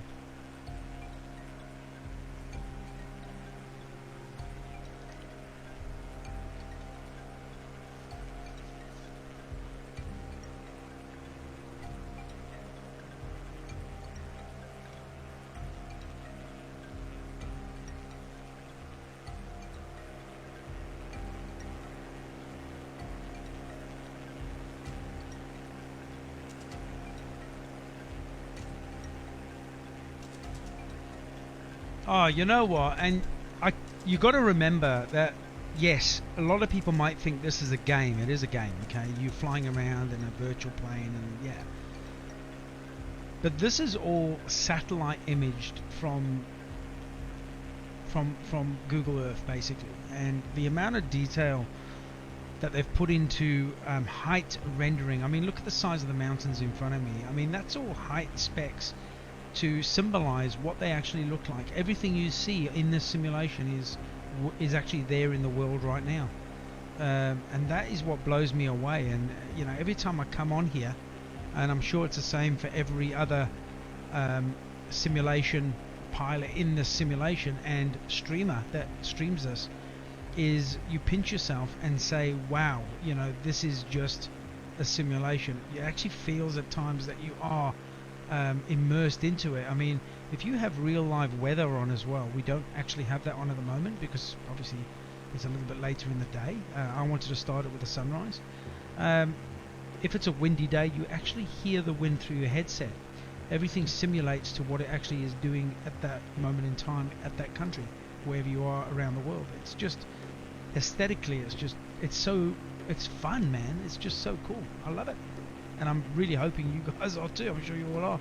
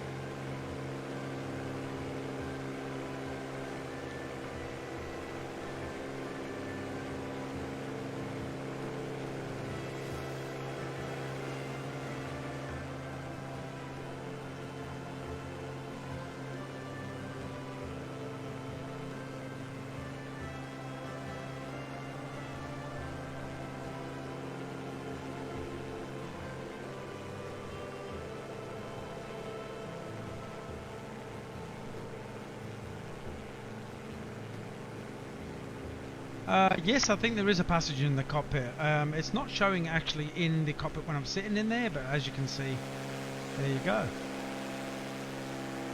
There she is. Quite a good-looking girl, right? She's the pilot, and the guy looks like David Beckham. There's a David Beckham lookalike right there. Maybe it's Becks and Posh. I don't know. But it doesn't show you within the cockpit. That's a mod I can put on if I wanted to. But yeah, I might do. I've had it in once before. Looks like Posh and Becks. We can be Posh and Becks. I'll be, what, about Posh, I reckon? You can be Becks.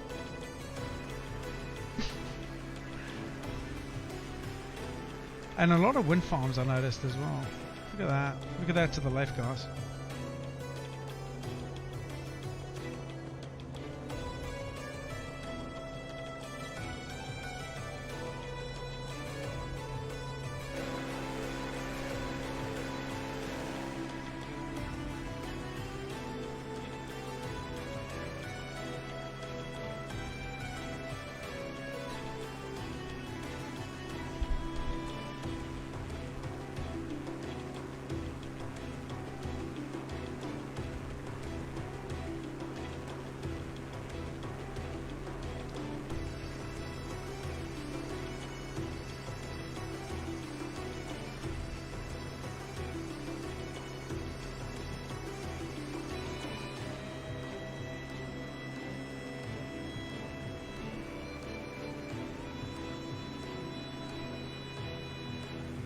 The Caledonian Canal connects the Scottish east coast of Inverness with the west coast at Corpac near Fort William in Scotland.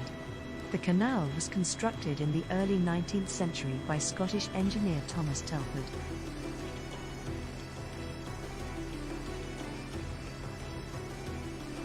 Or Mr. Pig and Miss Kermit. There you go. That's a right couple. That would be, right? That's a marriage made in heaven right there, buddy. I can deal with that. You can call me Kermit if you want. Mate.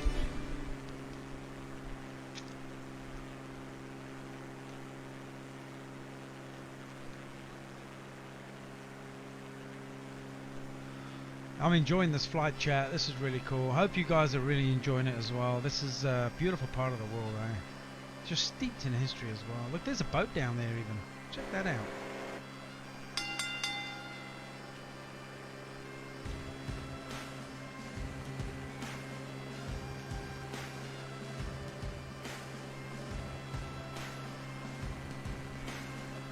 Matuz, welcome in. Thanks for liking the stream, dude. How you going?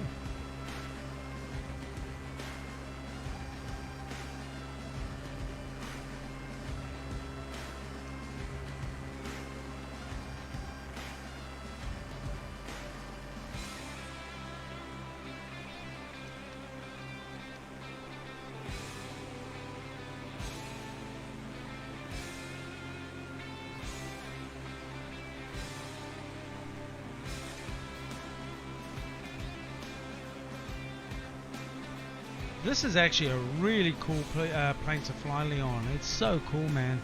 I think it's the G56, is it? If I'm not mistaken. But yeah, it's really cool. I think it's the G56, if I'm not mistaken. Maybe I'll have to check it out. Hold on.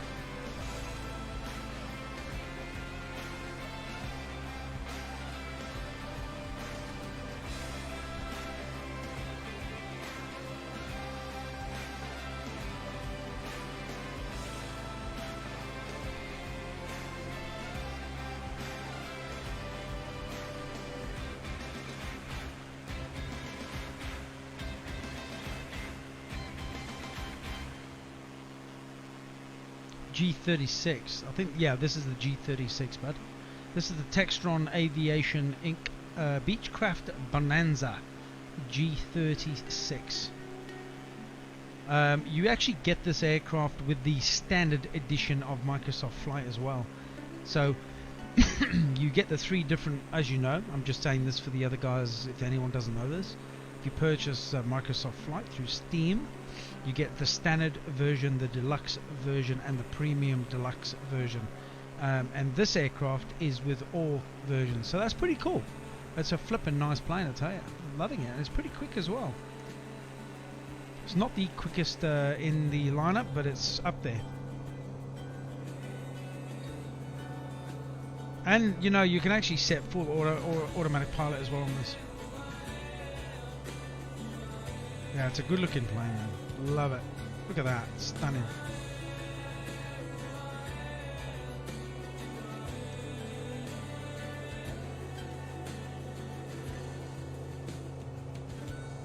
Just in case you do a bit of night flying.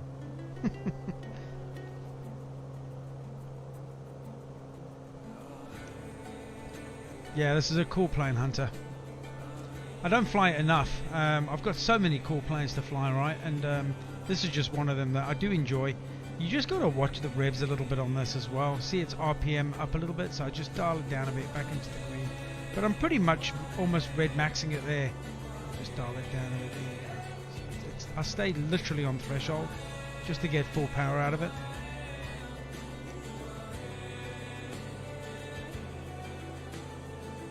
Let me just dial down that mixture as well a little bit. That's RPM here. Just take that down to 93. Should be alright. I'll bring my RPMs down. That'll help. There you go.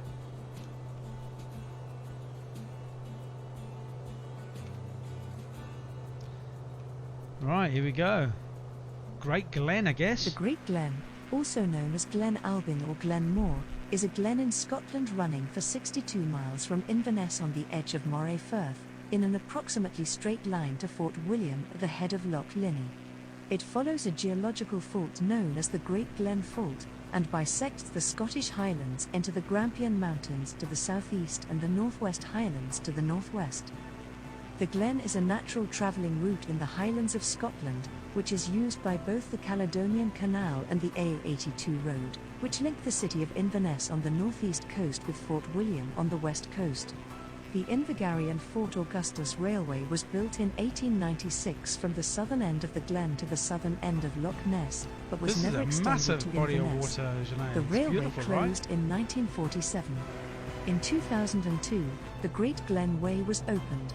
A long-distance route for cyclists, canoeists, and walkers, it consists of a series of footpaths, forestry tracks, canal paths and occasional stretches of road linking Fort William to Inverness. The glen's strategic importance in controlling the Highland Scottish clans, particularly around the time of the Jacobite risings of the 18th century, is recognised by the presence of the towns of Fort William in the south, Fort Augustus in the middle of the glen, and Fort George, just to the north of Inverness. Deanna, good to see you in. Much of the glen is taken up with a series of lochs, with rivers connecting them.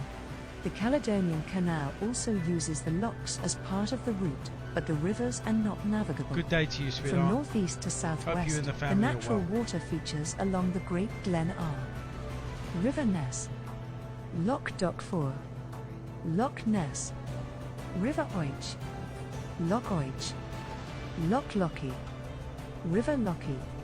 There's a lot of names for it. The watershed lies between Loch Oich and Loch Lochy. Loch Linney to the south of Fort William is a sea loch into which both the River Lochy and Caledonian Canal emerge. At the north end, the River Ness empties into the Moray Firth. Busy morning heading out to another state for a wedding this weekend. Happy days and happy times. Man, which state are you heading off to? Going to be on the 747 soon. Oh man, hey, that's going to be epic, man. That's going to be clutch. So which state you heading to, man? And all the best for the wedding. I hope you have a really, really cool day and everything goes well, man. Hope the weather's great and just suppose it's a good time to catch up with. Is it a family wedding or friends? Nebraska. Wow. Excellent stuff. Family or friends, is it? Either way, it's a good catch up, right? From Florida. Just travel safe, man. Just really travel safe, yeah? So that little castle we saw on the water there, that's, yeah, it actually is a castle. Didn't even know. Urquhart Castle, a ruin, sits beside Loch Ness in the Highlands of Scotland. Right there, behind us. The castle is on the A82 road, 21 kilometres southwest of Inverness and 2 kilometres east of the village of Drumnadrochid. Yeah, no worries. The present ruins date from the 13th to the 16th centuries, though built on the site of an early medieval fortification. Founded in the 13th century, Urquhart played a role in the wars of Scottish independence in the 14th century. It was subsequently held as a royal castle and was raided on several Deanna, occasions sending by 100 the stars. McDonald Thank you very Earls. much. Much The appreciated. castle was granted to the Clan Grant in 1509. You really The know how to conflict make with the the pig smile McDonalds today, right? continued. Despite a series of further raids, the castle was strengthened, only to be largely abandoned by the middle of the 17th century. Urquhart was partially destroyed in 1692 to prevent its use by Jacobite forces, and subsequently decayed. In the 20th century it was placed in state care as a scheduled monument and open to the public. It is now one of the most visited castles in Scotland. The castle, situated on a headland overlooking Loch Ness, is one of the largest in Scotland in area. It was approached from the west and defended by a ditch and drawbridge. The buildings of the castle were laid out around two main enclosures on the shore. The northern enclosure or Nether Bailey includes most of the more intact structures, including the Leon. gatehouse and the 5-story Grant Tower at the north end of the castle. Yeah, The good. southern I'm glad you enclosure, opened, or Upper Deanna. Bailey, That's awesome, man. sited on higher ground, comprises the scant remains of earlier buildings. Yeah, crazy times, chat. Crazy times. You know, I've got family living in the States. They're American. And it's a constant worry, you know, with family in South Africa, the UK as well. We're all spread all over the place. And, yeah, I just sometimes feel really guilty here. We don't realise how lucky, man, you know, how lucky we are here in Australia. You know, just, yeah, I can't even compute in my brain what you guys are going through right now. Yeah, well done, man, well done. Crazy times. And that's what's so cool about it is, you know, different parts of the world, we can all come on here and have a chat and kick back and just enjoy the stream, but also, you know, show a little bit of humanity, respect and love and stuff like that. You know, it's cool, man. It's cool. Love it, you know. And the thing is, and I've said it before over and over and over again, if I can make one person smile for a second, I've done my thing. I've done my job. A mission accomplished. You know what I mean? That's what it's about.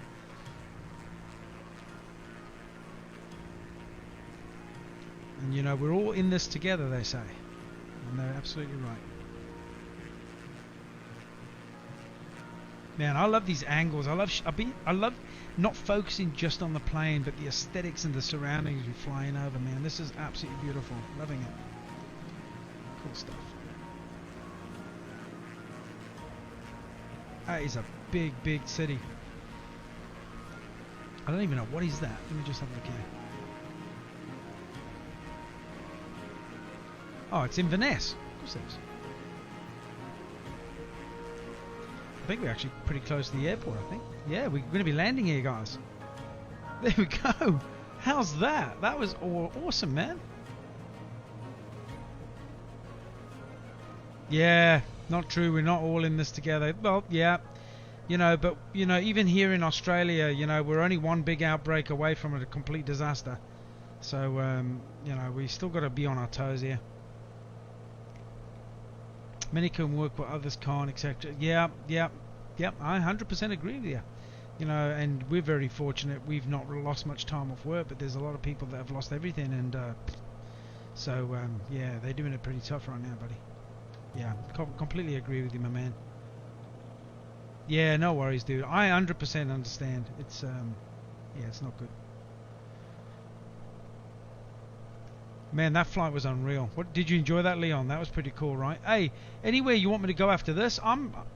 Yeah, lost businesses. You know, I actually had to console someone at work as well that their husband had lost their business and they had to sell their house, and they, man, I tell you, that's tough. You know, I mean, what do you say to someone that's lost everything? That's really tough. And you know, I can't even speak from experience because I've not. You know, so yeah, it's pretty rough. And she's a lovely lady as well. You would love to see the Giant's Causeway. Whereabouts is the Giant's Causeway, dude? We can do that for you. We'll go check it out. Let me go get these wheels down on the runway, yeah? Let's go do that. Let's go and do a landing over here at Inverness. Look at that. What a cool stream that was. I love Scotland, man. That was brilliant.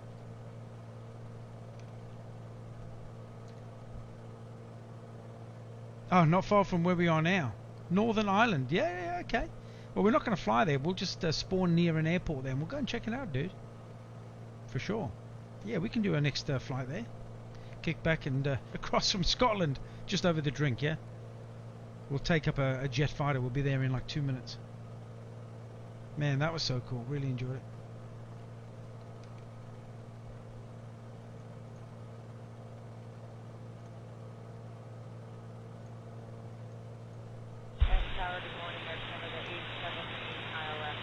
Okay. Belfast, the Giants. 78 heavy, 6 chart, good morning, wind 172 degrees 3 knots, runway 14, get to land. No worries, I'll do it for you, man. Absolutely, we're doing that for you, Leon, for sure. We'll go check it out. Be interesting. Tower, good morning, Air Canada 878 heavy, 6 chart, good morning, wind 172 degrees 3 knots, runway 14, get to land. Third land 14, Air Canada 878. Turkish 4 Lima, Echo, descent flight level 310, clear, 3X1 Alpha arrival. Clear to descent 310 and select 1 Alpha arrival, Turkish 4 Lima Echo.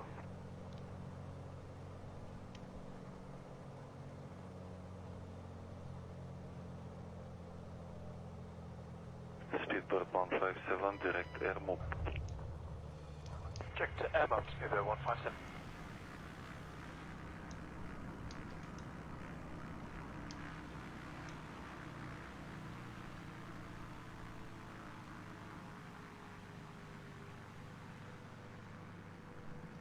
Yeah, I'll have a look, dude. It all depends if there's pins of POIs in that, but we'll go and have a look. Wherever I spawn in, it automatically takes me to where that is in Bush Talk Radio. If there is already POIs, points of interest, already in the app, then happy days. We can check it out. But if there isn't, that means I have to create them, and that could take quite some time. That's why I normally do it on pre-flights. But we'll go check it out. Maybe there is. Absolutely. Let's bounce back to main menu. Guys, that was unreal. Loved it. Absolutely loved it. That was really cool. Okay, I'll have a check. Let's have a look. Belfast to Giants Causeway.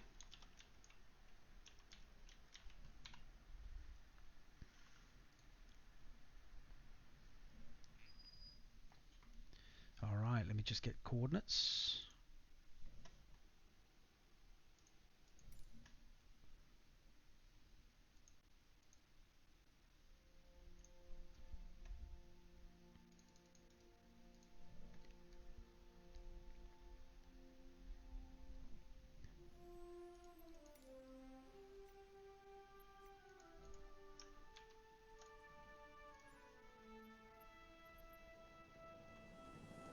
Belfast City, there we go, departure.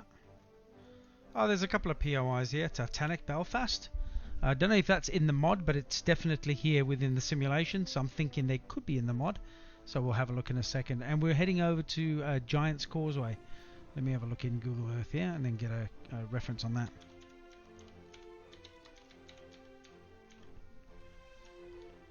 Bushmills, UK. That looks like what it is. Happy days. Take out a Gulfstream. Man, Damien, that will be clutch.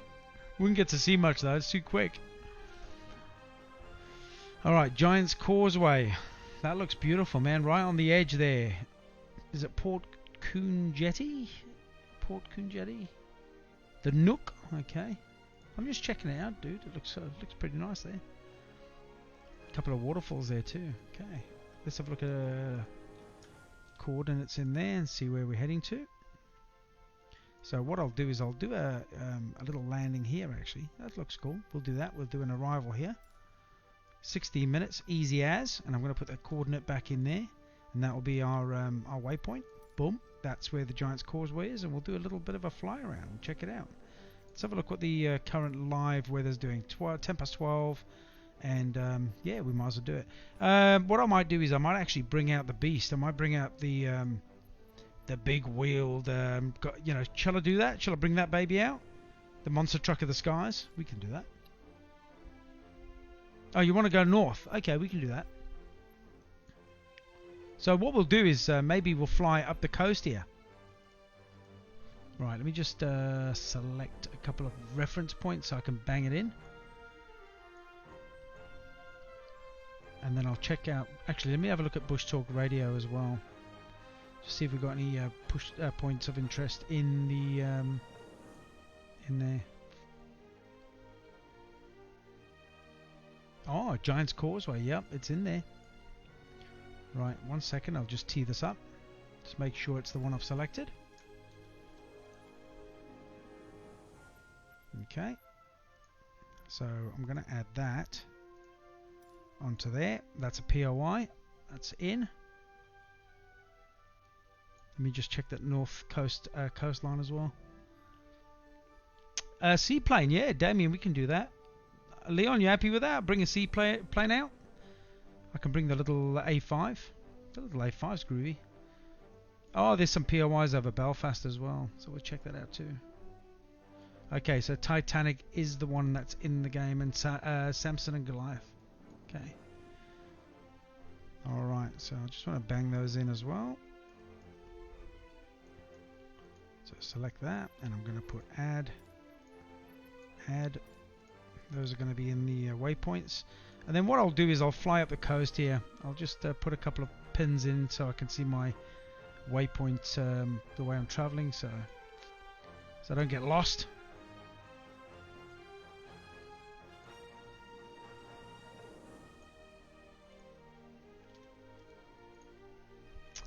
All right.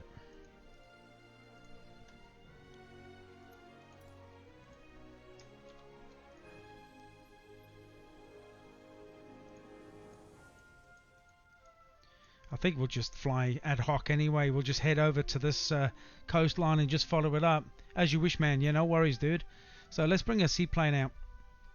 We can do that. I could even bring the Spit. Do you want me to bring the Spitfire or seaplane? I'm easy. I'll bring the seaplane.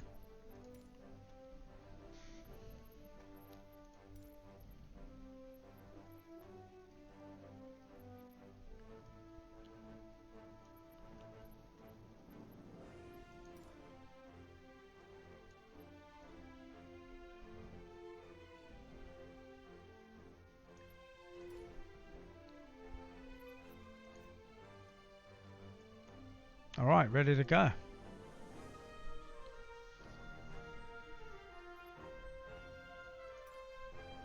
Right, give me a second while that's loading in, guys. 1 second.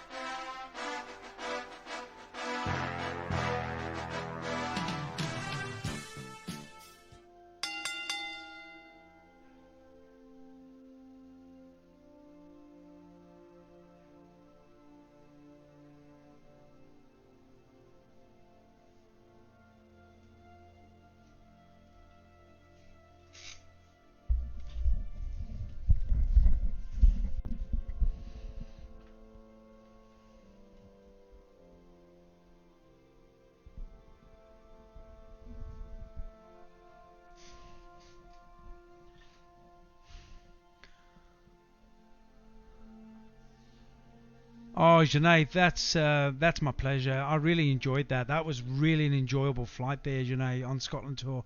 That was brilliant. And tomorrow I'm probably going to start the New Zealand one.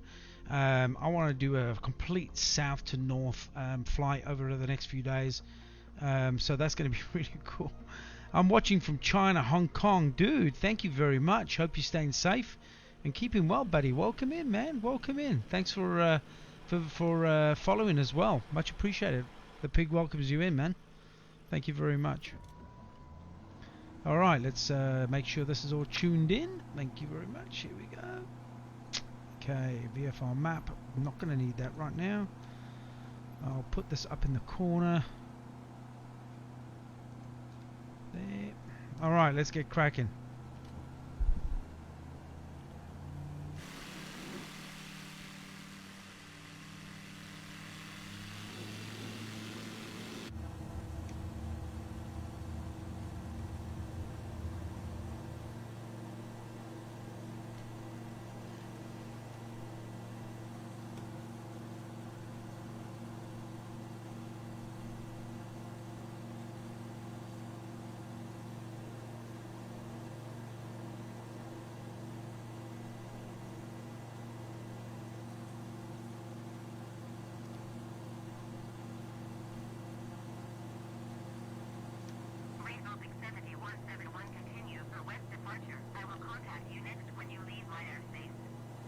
Alright, here we go. Acknowledge indication. Thank you. Belfast Tower, raise orbit 7171, continue for west departure.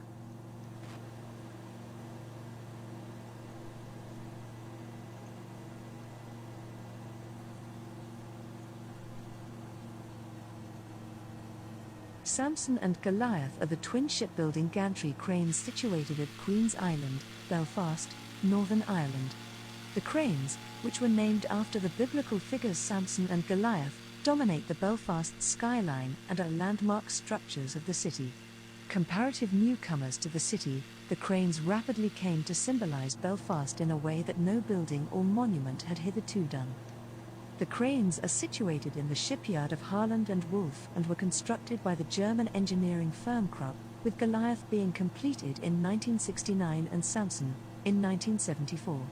Goliath stands 96 meters tall, while Samson is taller at 106 meters. Goliath, the smaller of the two, sits slightly further inland closer to Belfast City. Titanic Belfast chat. What's this about? Must be a museum.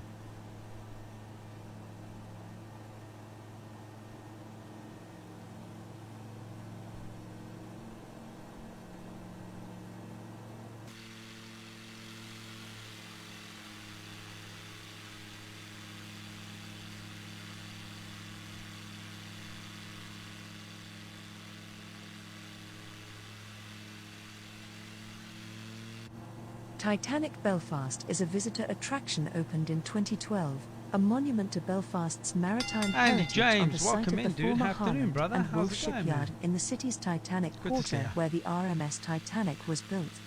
It tells the stories of the Titanic, which hit an iceberg and sank during her maiden voyage in 1912, and her sister ships RMS Olympic and HMHS Britannic. The building contains more than 12,000 square meters of floor space, most of which is occupied by a series of galleries, private function rooms and community facilities, plus the addition of Hickson's Point Destination Bar in March 2018.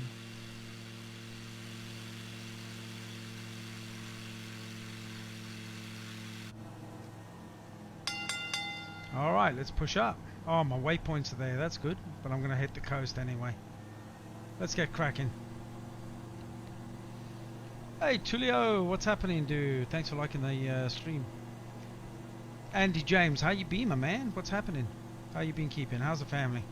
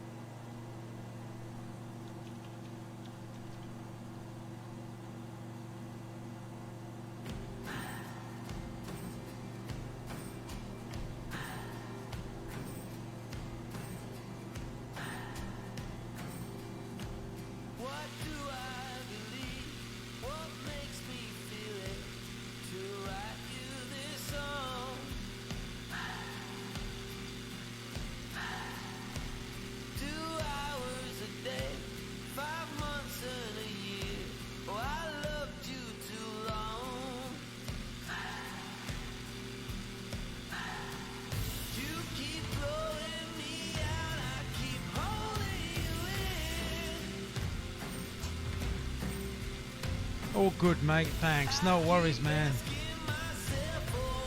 Good to be back on, buddy. Good to be back on.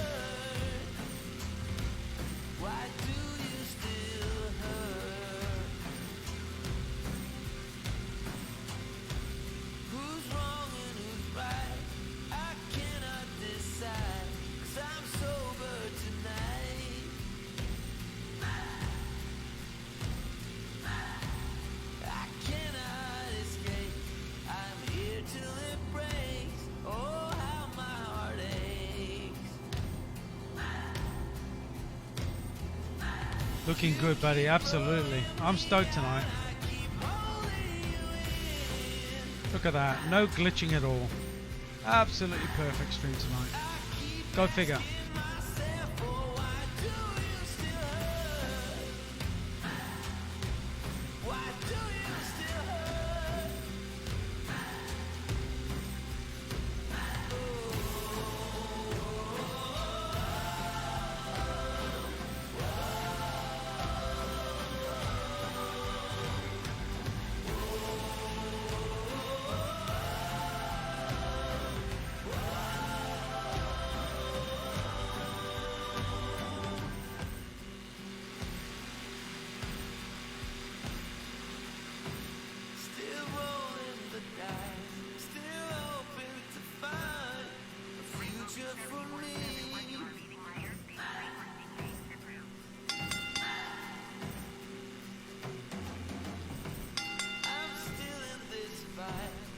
Paul and Scoobs G in the house. How's it going, my man? Good to have you in, brother.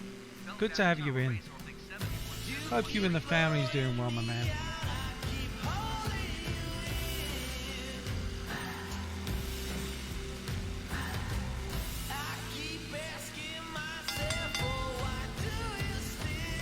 You still don't see options to raid. What's doing? Wow. I've just worked out that when I'm on when I finish my stream on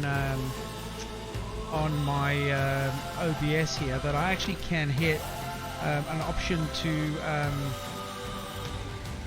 to rate somebody. So yeah, that's all part of the tool here in rating. I've got it on my actual live producer Facebook. So before I end, I actually end the stream in that, and I can actually select someone that's on live to be able to raid them. I don't know, it's crazy, man. Go figure, hey? And my flaps just deployed for no reason. I'm not even touching my HOTAS, so that's another weird thing that's going on.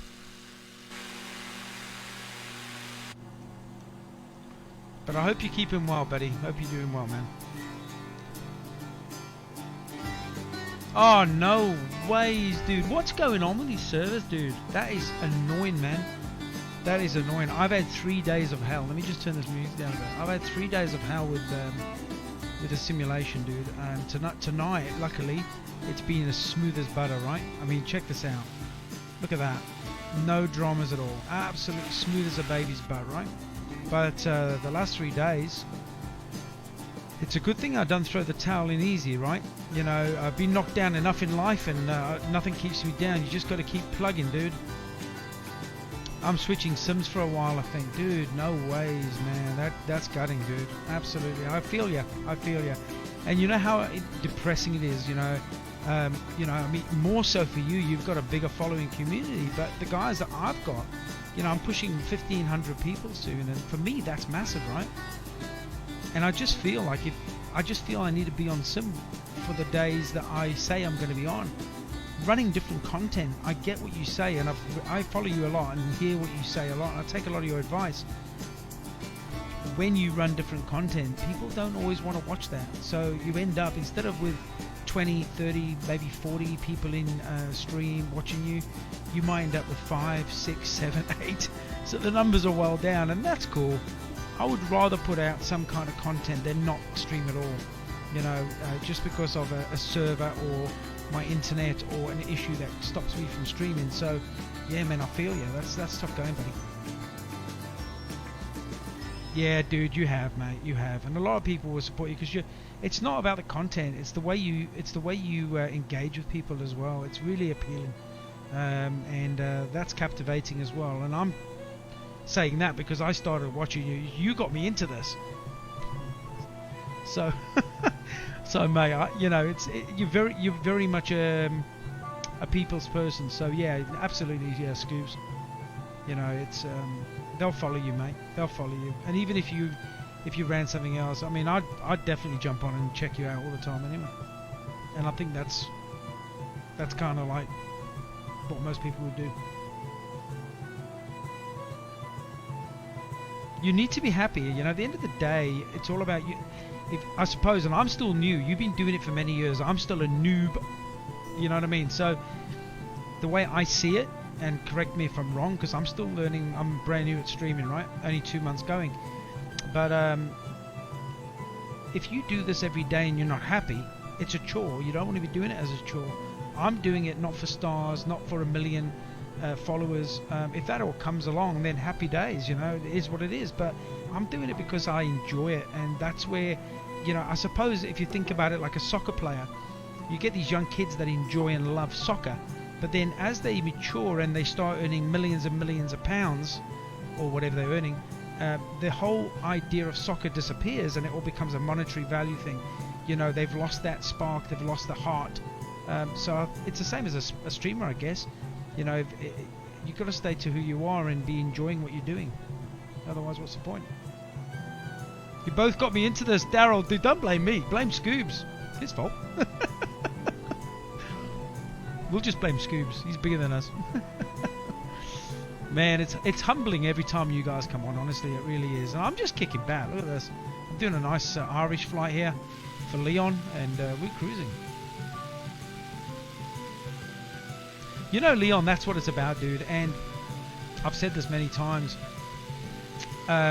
We could play any game on Facebook Gaming, right? I don't think there's another platform out there where other streamers are as respectful. Well, I've not come across anyone that's not been. I'm sure there is maybe one or two out there, and I've heard that maybe possibly is, but I've not experienced it. But I've had a heads up, so it's all good.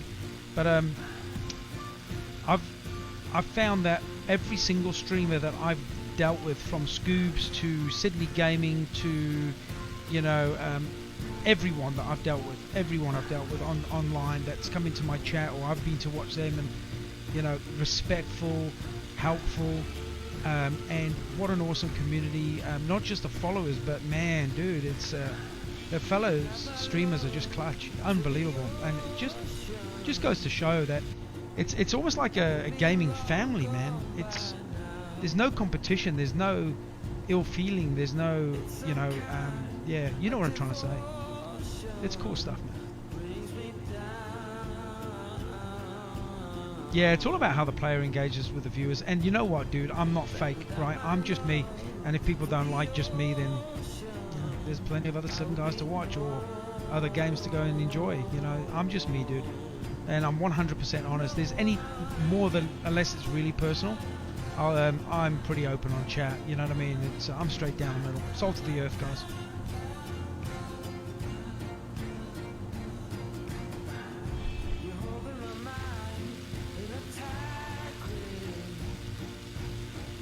I'm gonna stream for fun, and I like the sound of my own voice.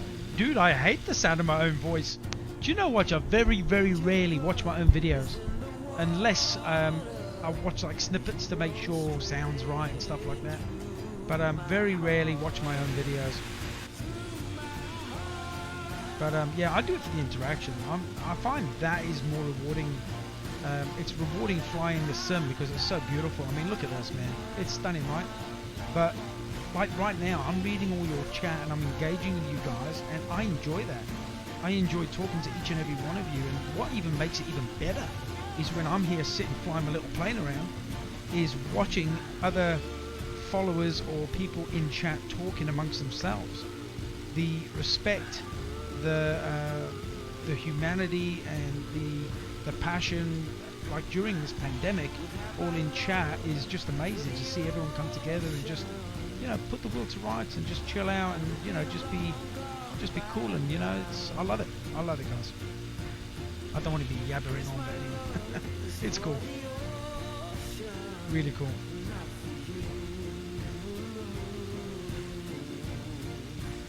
Yeah, dude, I'm gonna check that out, and I'm gonna judge you out of 10 about the sound of your voice, right? I'm gonna be harsh too. I'm only joking.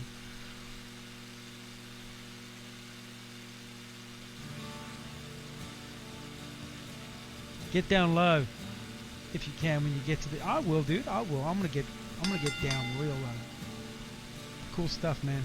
Yeah, you know, and when streamers come into my stream, it's just yeah, it just gets me right in the heart, man. It's, yeah, they don't have to do that. They don't have to do and I show the same respect. You know, I go into their streams, even if it's just for 5 minutes or 10 minutes. You know, I've got a busy work life, I've got a busy family life, and I dedicate 2 hours a stream. Usually it goes over, but I try and dedicate 2 hours a stream per night for 5 nights a week. And yeah, you know, I get smashed at work, and we get busy. We all got busy lives in different ways and shapes and forms. But you know, I always spend time going around the ones that I've engaged with already, and I always show them my support and drop into their page and their stream, and you know, have a quick yarn, a quick chat, and see how they're doing. And you know, it's pretty epic.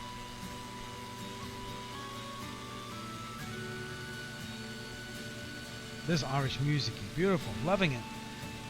I might play this later, it might send me to sleep.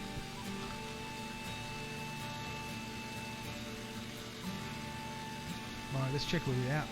We're coming up pretty close now, I think. Yeah, we've got a couple of waypoint markers up here, some POIs, points of interest, so we'll go check them out. Nice cruisy flight. I'm just so happy to be back in the simulation right now. I am beaming. I am flipping beaming, guys. You know what I mean? I enjoy hanging out with you guys as well. Daryl, serious man. I mean, you know, we've never met each other, right? But talking to you every single night, you know, you build a bit of a character profile on each person that comes in. You kind of build a bit of a picture. I just absolutely love it, man. Just engaging with you guys every day. And like I said, you know, I'm not an expert. I'm learning as well. I've only been playing the simulation just over 2 months.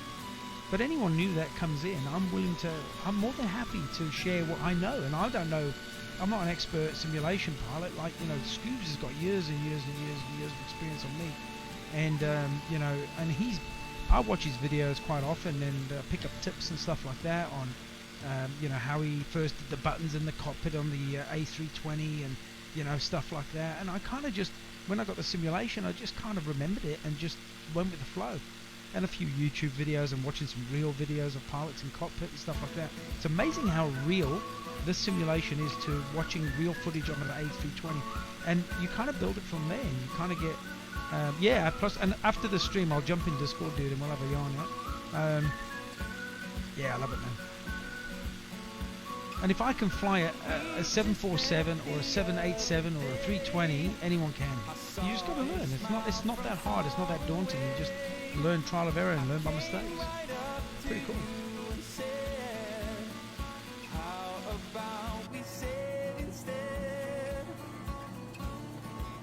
Beautiful country, right?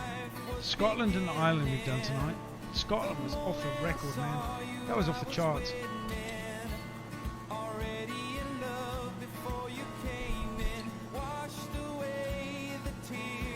Yeah, John Boy Gaming, yeah, he's a legend. I haven't had the privilege of speaking too much with him, but I've been on his streams.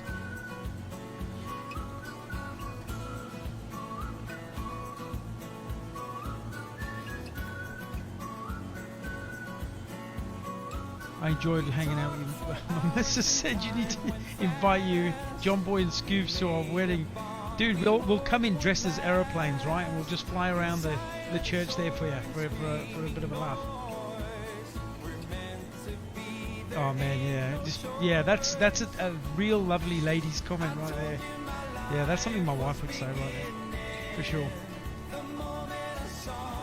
She said to me the other night, "Go on, run along to your followers now," and I'm like, "No, you don't understand. I've only got to do it for 2 hours." But she's pretty supportive with what I'm doing.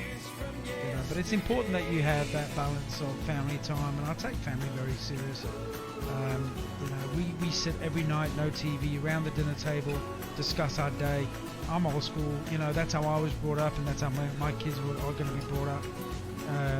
Once they leave home, it's up to them what they do then, right? But you know, we've got a lot of principles and stuff, you know, things like Christmas and Easter. We have board game night. I don't stream on those nights, that's it. That's why I didn't stream on Saturday.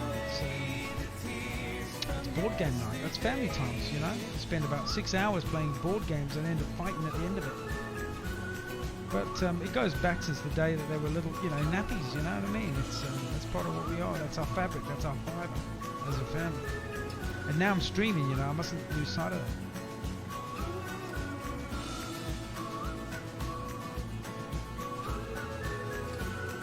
Guys, we've got 23 viewers in. Welcome aboard, man. Seriously, thanks for hanging out with us. Guys. That's unreal. So, you know, hit a reaction if you haven't done so. Hit one of those likes, a follow, or a share. And thanks for being on board. I hope you're having an awesome Thursday. At least said Tuesday then. That would have been a nightmare. Thinking I've got a week ahead, but I hope you're having an awesome Thursday. That's the weekend aboard, upon us. Time to kick back tomorrow. Get that one out of the way, and it's all downhill from there. Absolutely. I think that's perfect. You know, I had the best bit of advice. Never do too much and then cut back. It's never a good look. Start off with 3 and you can always increase. That's probably the best way to look at it. And build your confidence and build your follower base. And 3 times a week, what, for 2-hour stints or 3-hour stints per stream? Yeah, 2-hour minimum. James, welcome in, buddy. Thank you very much for the like. James times 2. There was one 7 minutes ago. I missed that. And Mike, thanks very much. 15 minutes ago. If I do miss your shout out, sorry about that. I'm just enjoying. I'm relaxing. I'm chilling out, guys, as we're cruising to the Giants Causeway up here. It's not far away.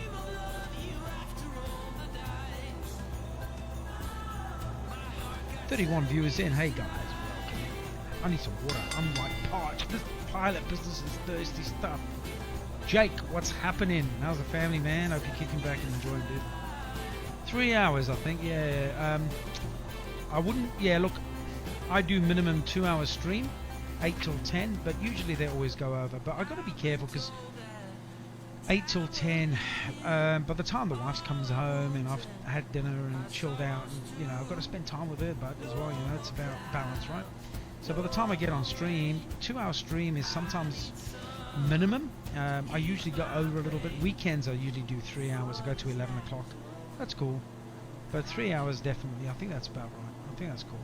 3 hours, 3 times a week. That's fine. 9 hours a week. And then you got room to increase it. And what you could even do is if you increase it to 4 days a week, you could have two days streaming, 1 day off, 2 days streaming, and break it up so you're not doing a four day hit. Because you know you don't want to get burnt out either. Enjoy it. Alright, let's get some outside views cracking on here.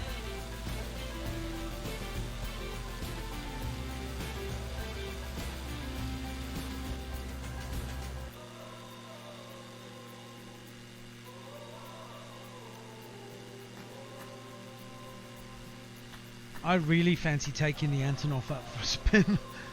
I really do. I fancy taking the Antonov up for a spin. Just even if it's just takeoff. I just want to hear those engines, man. That thing makes a Boeing 747 look like one of these little things. That thing's a monster.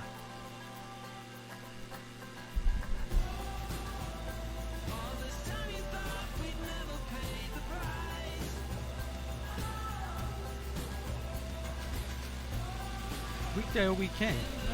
You can break it up. I don't know how busy your schedules are on weekends, mate.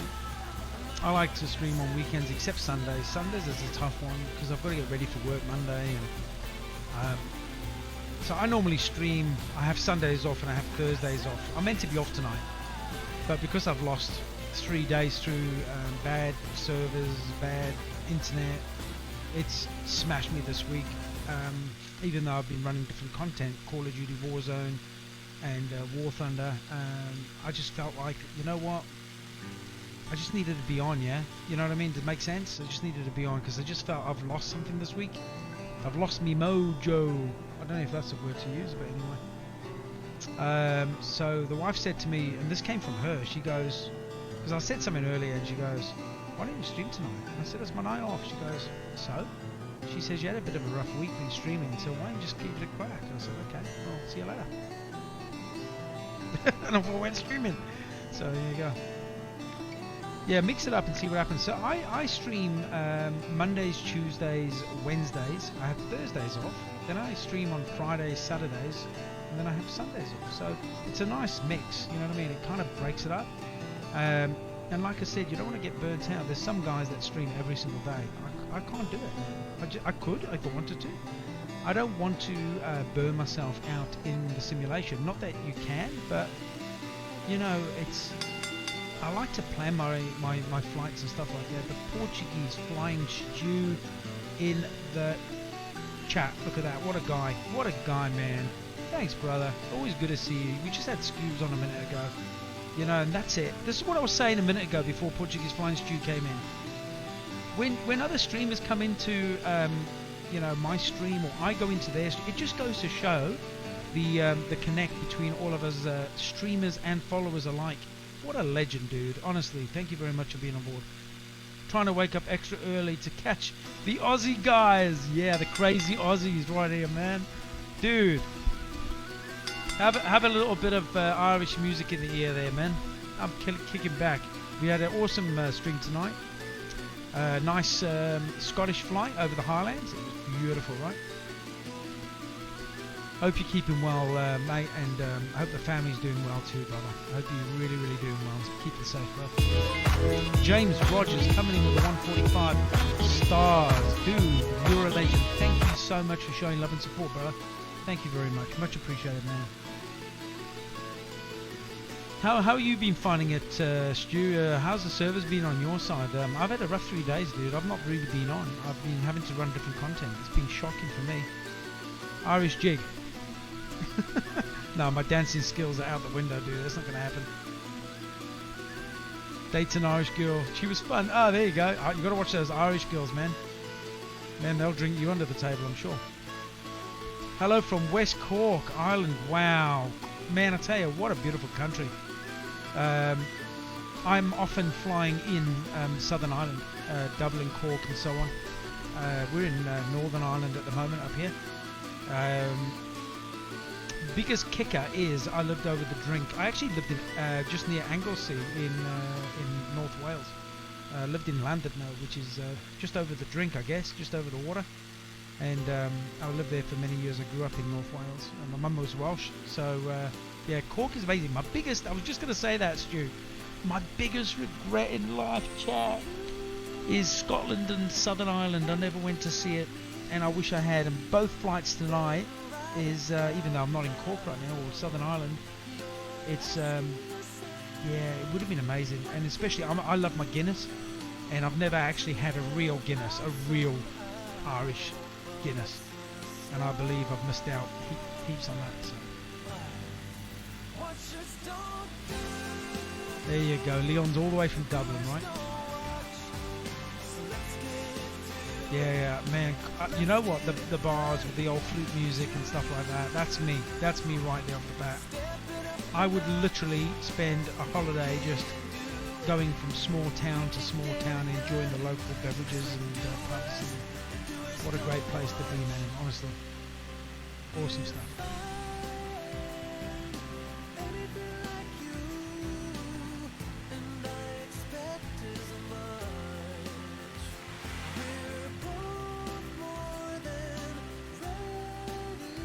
Look at that, absolutely beautiful.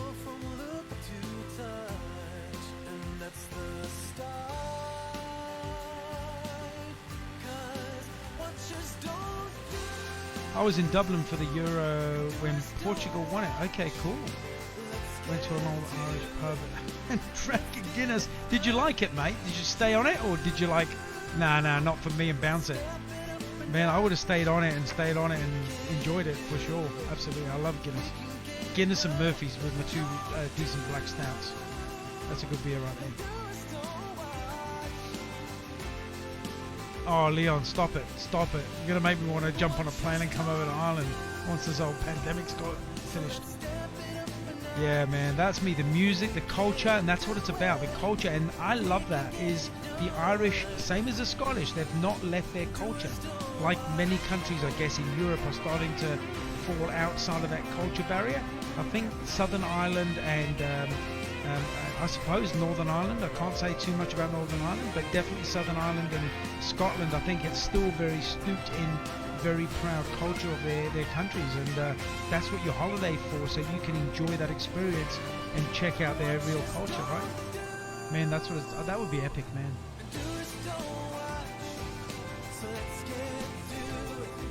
We do have a big music festival in Southern Ireland as well, don't they? Am I right in saying that?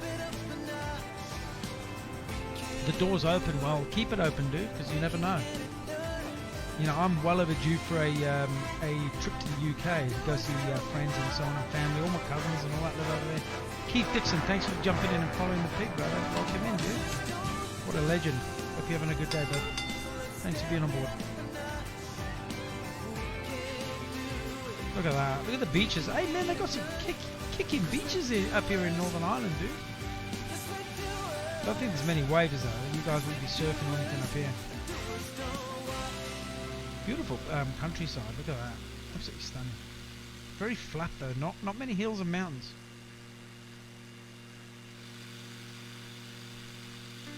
You know what I'm going to do just for a crack after this? Once I've landed and done this little flight, I'm going to take up the Antonov just for a takeoff. I've got to hear those engines, man. I've got to do it.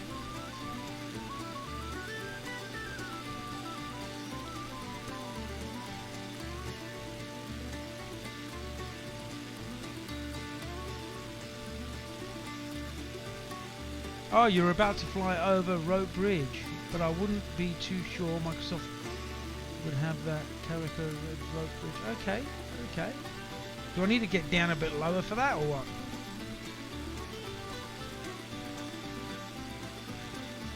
Always welcome if you fancy southwest London by the river, dude. I spent quite a bit of time in London. My mate lived in Walthamstow. I don't know if you'd call that London, though.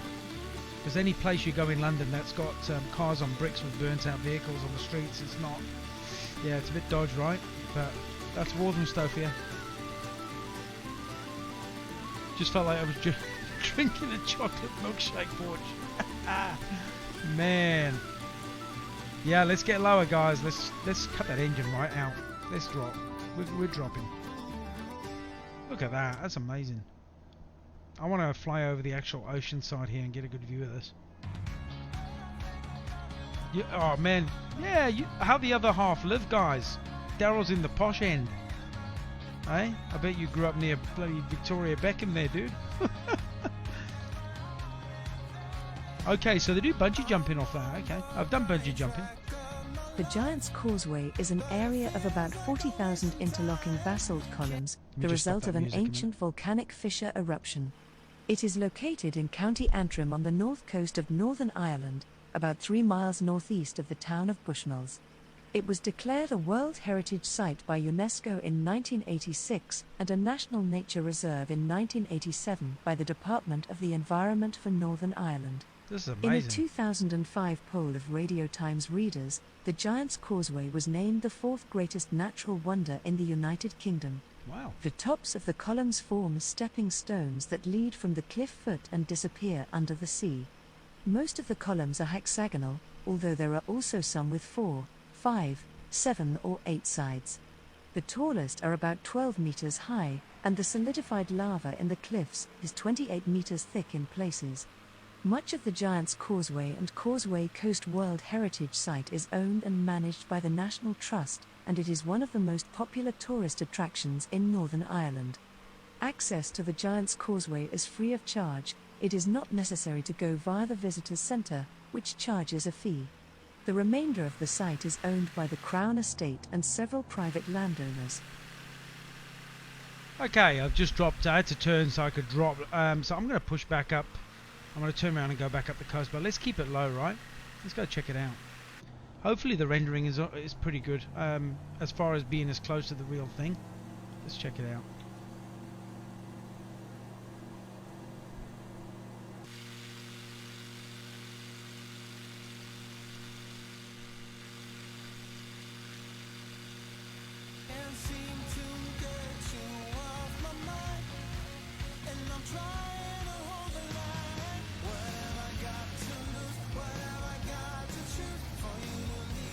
Okay, so I'll just keep cruising along the headland, yeah? I'll just stay about cliff top height.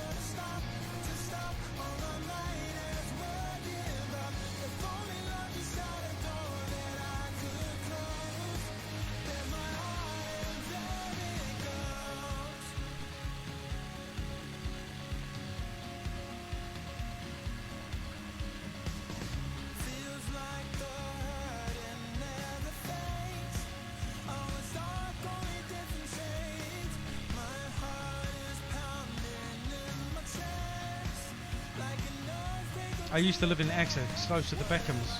Wow, nice place. Posh place. Hence the pun, the pun, I meant to say. It's a posh place, Bex. Posh. Sorry, bad jokes. It's a nice part of the world though, mate. I've been through Essex a few times. I used to go watch Tottenham Hotspur's play soccer, so we used to go through all those areas and while we were goosing around in London back in the day. This is amazing, dude. Look at the rock formation on these mountains and that on the water's edge. Pretty beautiful, right?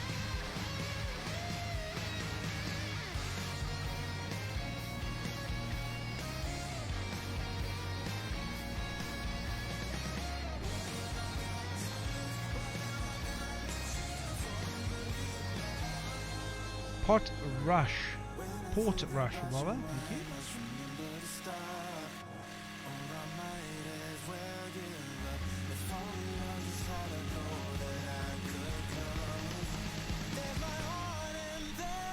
Hey, welcome in, guys. If you're first to the stream, hit a reaction, a follow, like, and a share, and welcome aboard. I hope you're having a really cruisy, kick-ass Thursday. Almost a weekend. How goes that? Look at that beach, man. That's stunning. That's beautiful, dude.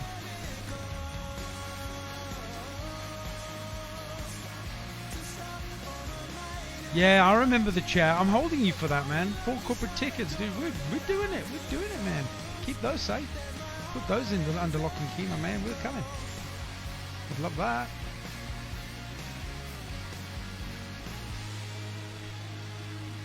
What a cool little coastline. Hey, dude, Leon, thanks very much for this little flight. This is unreal. Loving it.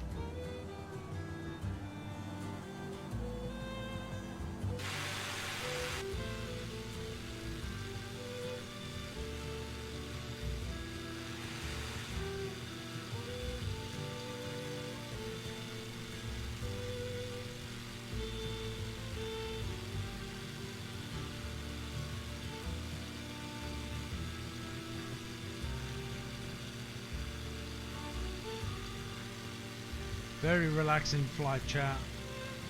Welcome to Northern Ireland. This is beautiful. Little golf course below us.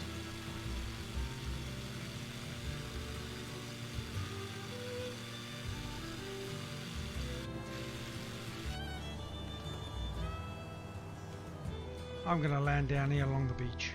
I want to go check it out.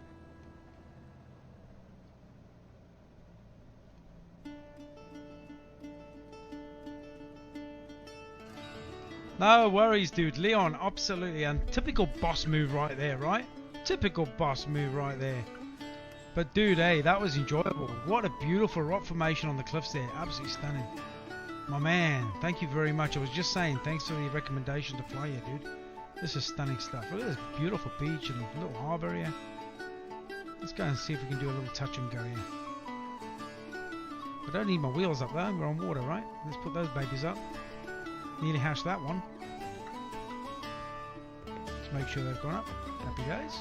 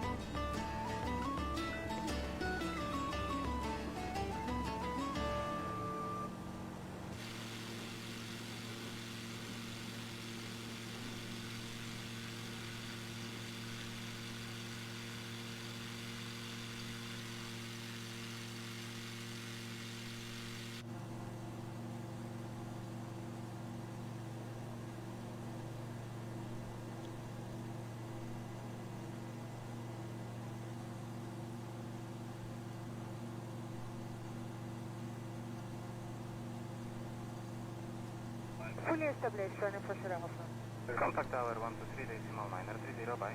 12393, bye, Ryanair for Sierra Alpha.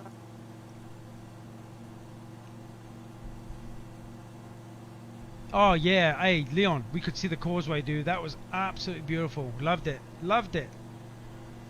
That was a good little flight. And before I stream off, I'm going to just do a quick takeoff in the Antonov for those that haven't seen it. I'm sure you guys enjoy it, right?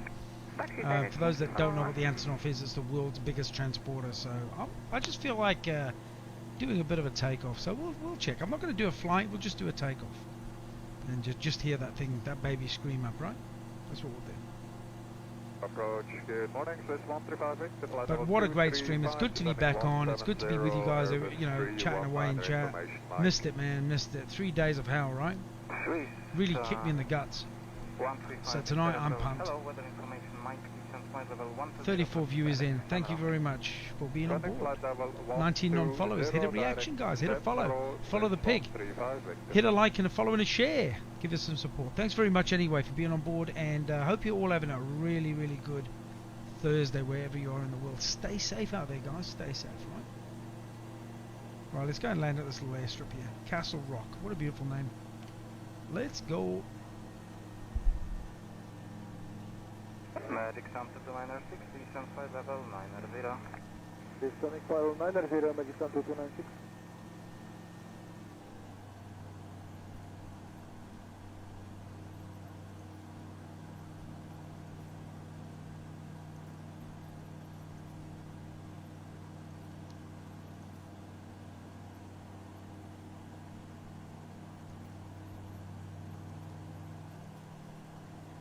Echo Golf Golf Mike traffic Razor Pick 7171 is on final runway 30 right to land.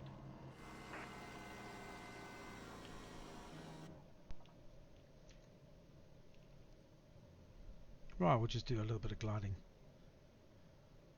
Oh, Gold Coast to Brisbane, the Antonov, dude. Mate. I'll have a look. I'll have a look.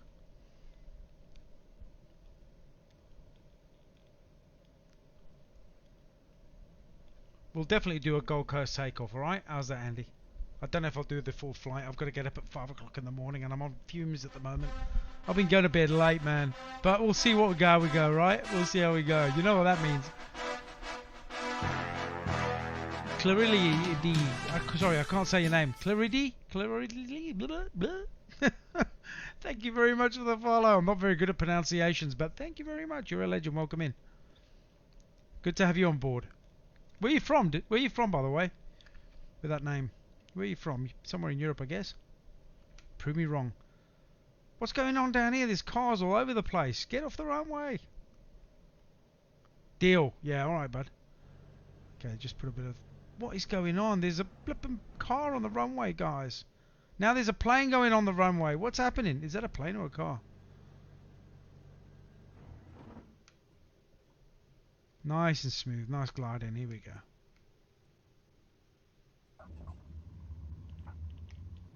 What's happening here? It's like a bit of a get-together going on. How cool was that flight? Leon, thank you, my man. That was clutch. Loved it.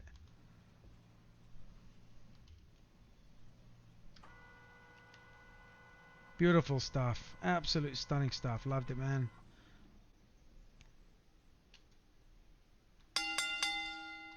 He's happy. He's happy. He got a cool ride there. Look at that, eh? That was a cool little trip. Right, let's go back to hangar. Let's go check it out. Let's go fly the Antonov. This is going to be interesting. That's if I don't push the wrong button. Oh, cool. Excellent. Okay. Where is Curacao? Let me just Google that. Sorry, man. I've not seen that part of the world.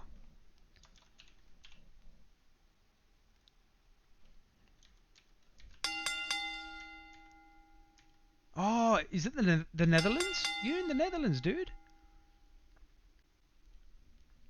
You're in the Netherlands, right? Leon, great stuff, pig. Thanks very much, dude. That was epic.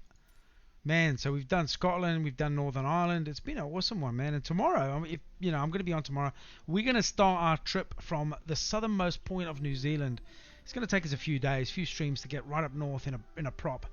But we are going to start off at Invercargill and do some serious flying up in the mountains, in the lakes, and check out some awesome stuff. In the Caribbean, near Venezuela. Absolutely beautiful. Well, you're very lucky to live in such a beautiful part of the world, dude. Welcome in, dude. We do a little bit of flying in the Caribbean. It's great. We love it up there. Alright, here we go. This is going to be very, very, very interesting. So we are going to select the Antonov. The Beast. Alright. Where's Australia? I'm only joking, chat. I know where that is. Give me a break. Gold Coast. I hope this runway's big enough because this thing is a monster, right? Arrival. Flight conditions. We'll do a day, obviously. We want to see what's cracking on. Low altitude. Approach ILS 01. Nice.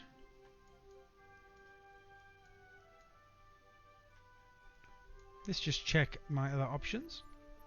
19. That goes over the ocean and back around. Yeah, that could be cool. We could do that. I might cut that waypoint out though. I'm gonna cut that one. Remove that waypoint. Gold Coast. We're gonna be flying straight over the Gold Coast. Let's do it. That's happening. 13-minute flight. We can do that. Are you ready? Okay. So take off.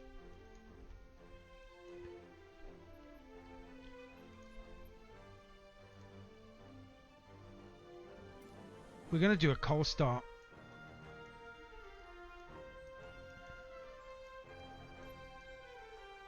Let's try that again. Is that ILS still on? Yep. Just take that off again. Remove. Add. Okay, we're doing it. Let's go. Let's do it. Let's do it. This plane, I'm not kidding you, it stresses me out, chat, to fly this. It stresses me out. It's like flying a building, yeah? And I was watching a video. You are sitting about 6 stories up off the ground. Process that one for a minute. Where do I get the background music from? Just do a Google search. There's a lot of... I mean, I can send you the link. I'll send you the link, dude. Absolutely happy to do that.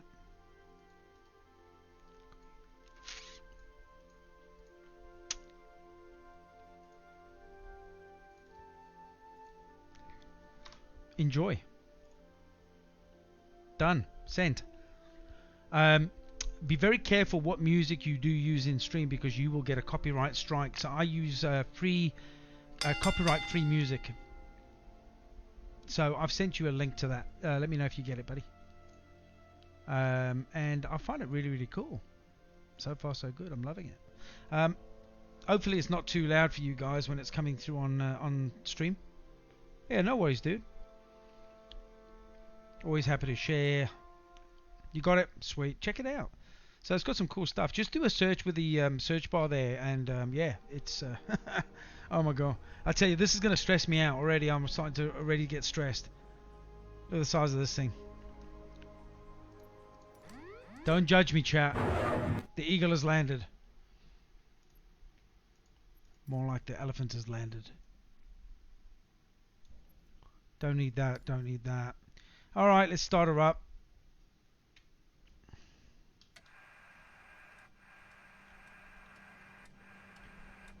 Alright, let's juice these engines on.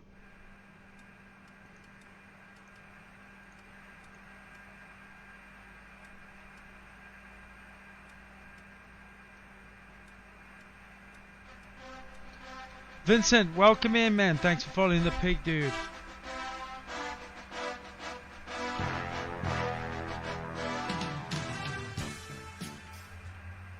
Just doing a prep.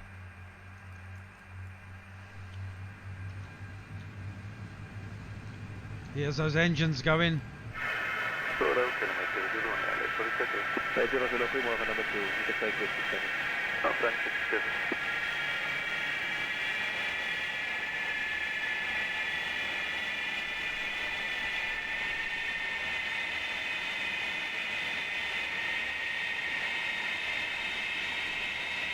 Calibrate 00, the wind is 160 degrees 5 knots, making 10 for clear line.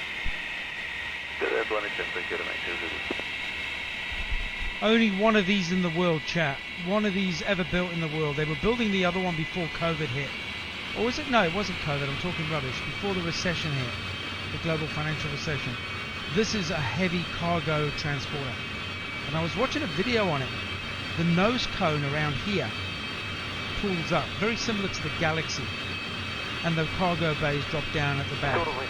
But you see here these wheels at the front. I'll show you here. You just dial down the ATC here. There you go.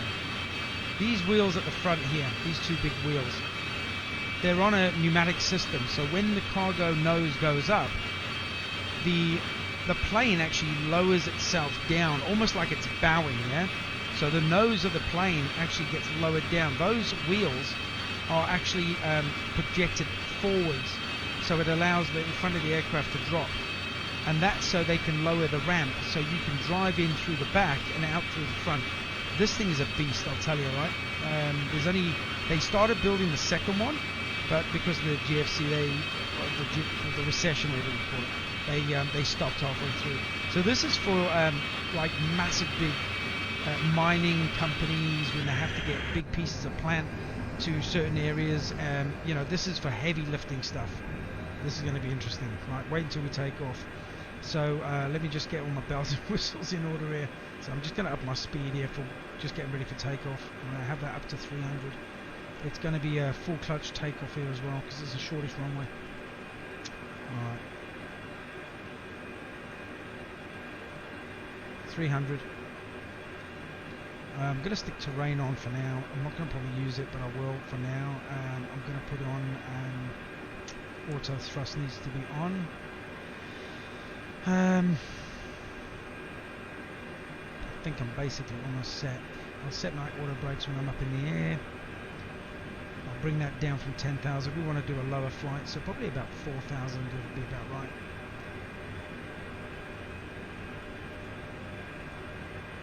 $4,000 set. Everything else looks good. Okay, we're getting ready to go, guys. Engines are on. Let me just do a quick throttle up. Sounds good.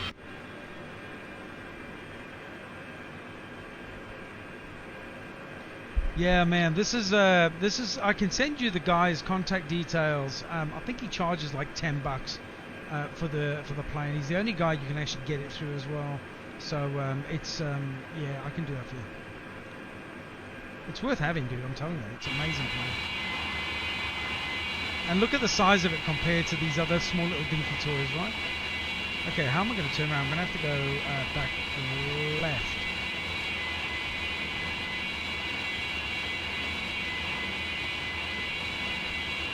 Just reversing it, guys.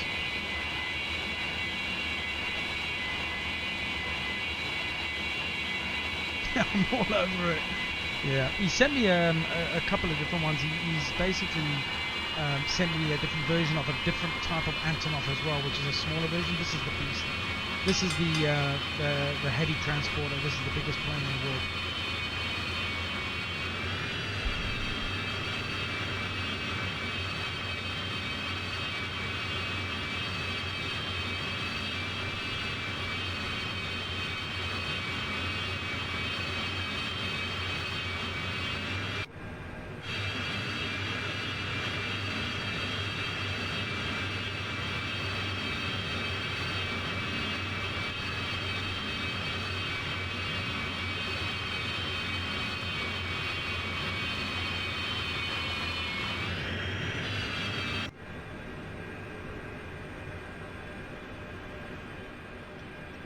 And the thing is, the hardest thing about this is landing it, because you've got to remember the height of this thing. It's all, like I said, it's like flying a 6-story building. So you feel like you're actually too high, but actually you're just about to hit the runway. So you get the perception of coming into. Actually, I want to take off to my left, so I need to go. I'm actually going to disconnect the tug here. There we go. Tug is disconnected. Okay, and I can start moving along the runway. Let's go. So yeah, you're flying a 6-story building, man. It's crazy, right? The turning on this is a bit sluggish because it's such a big beast of a plane. It's like an air whale, right? It's like a big massive whale. 6 engines as well. Watch this when it takes off. Pretty impressive. Hey guys, welcome in the stream. Hope you're having a good Thursday. Thanks for jumping in. We're just doing a little bit of a fun flight towards the end of my stream here. We've done a pretty good stream tonight over in Scotland, bush flying. We hit Northern Ireland, and I just thought I'd take this out for a little spin just to show some of the guys that are in the chat right now. But thanks for being aboard. Mustafa, how's it going, man? Thanks for following the pit. Welcome in. Good to see you. If you haven't hit a reaction, please do so. Hit a follow, like, and a share. I do appreciate you being on board. Okay, here we go. So I'm going to set this when I'm on my way on takeoff. 4,000 altitude set, 300 speed set, auto thrust set.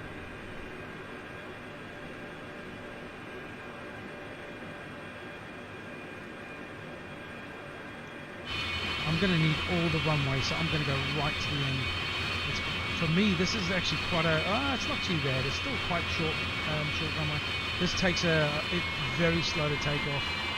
So I'm going to put flaps down now. Those are my air brakes, ready to go. I'll configure that in a second. I want flaps at 10. Not all the way down because I need speed. This plane is absolutely clutch, dude. It is epic. Wait until you hear the engines on this thing when it takes off. I'm not even full throttle yet. And I have my game sound down to about 20%. So you can imagine full sound on this. Deafening.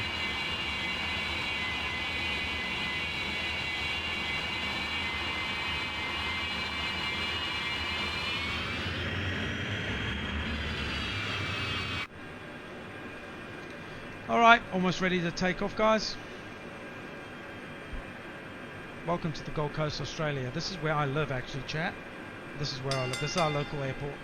We're going to fly up to Brisbane. Should be a shortish flight.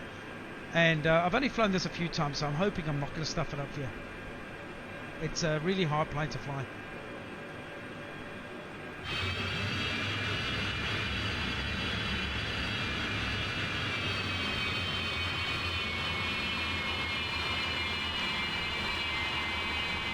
No pressure.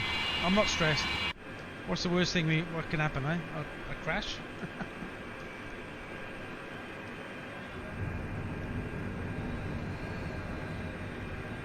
Come on, turn. Here we go. Those 6 engines are absolute beast.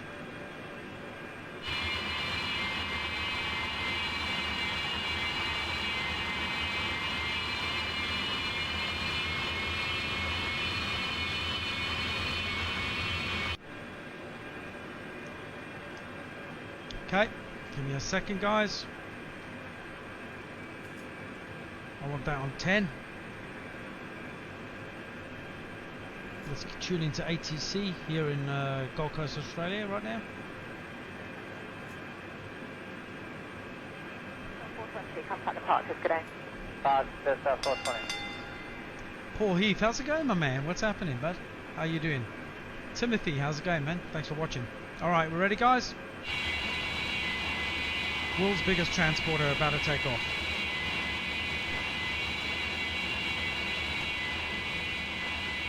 Code check 167, maintaining total 130, cleared to 9,000, received November.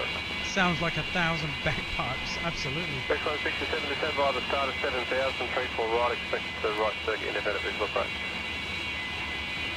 Reply start of 7,000, right 167. Here we go. Hey, Paul. Ace, innit? Full throttle. Canada 034, confirm, ready? Affirmative, Air Canada 034, heavy, fully ready. Air Canada 034.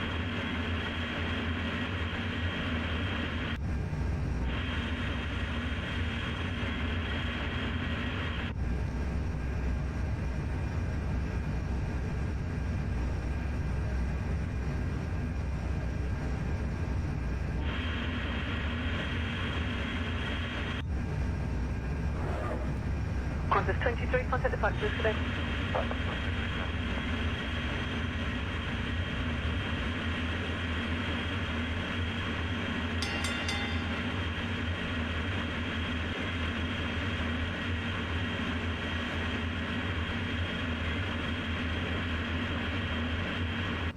John Flynn Private Hospital is an acute care facility in the southern Gold Coast suburb of Tugun.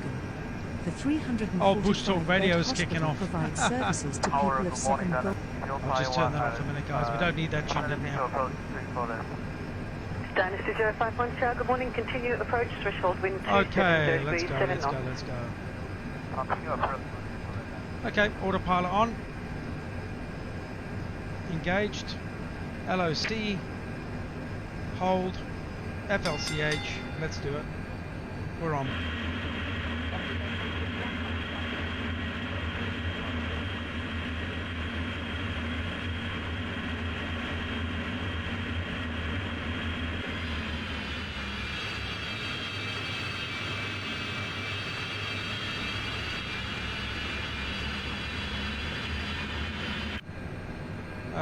Let's have a look here. We want to actually drop down. Let's get a little bit low here, chat. Let's get down to 2,000. Hey, Edwin, thanks for following the pic. Welcome in, my man. What's happening? Welcome to the Gold Coast, Australia. This is my home city. This is where I currently live right now. Beautiful place to live, right?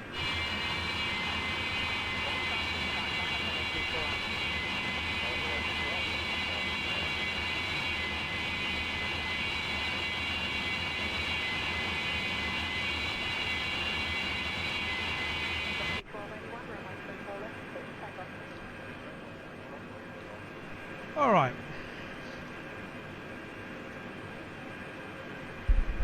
Altitude set at 2,000. We're dropping another 300. Speed set at 300. Almost at that marker. It's looking good. And we'll stay relatively low. We've got SeaWorld. Straight over SeaWorld right now.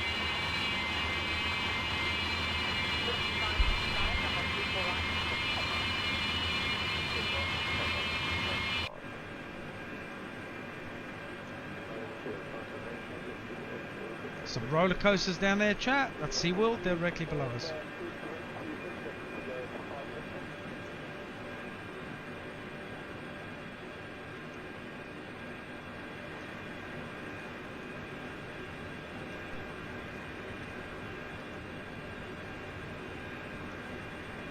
Okay, terrain off. Speed 345. Let's get the engines really cranked up. 345 set. 345 set. Climbing up. 2,000 on the waypoint. Let's go. Looking good. You need this plane, dude. I will send you the guy's details, buddy. I will send you the guy's details. He's a really good guy. He's in Brazil.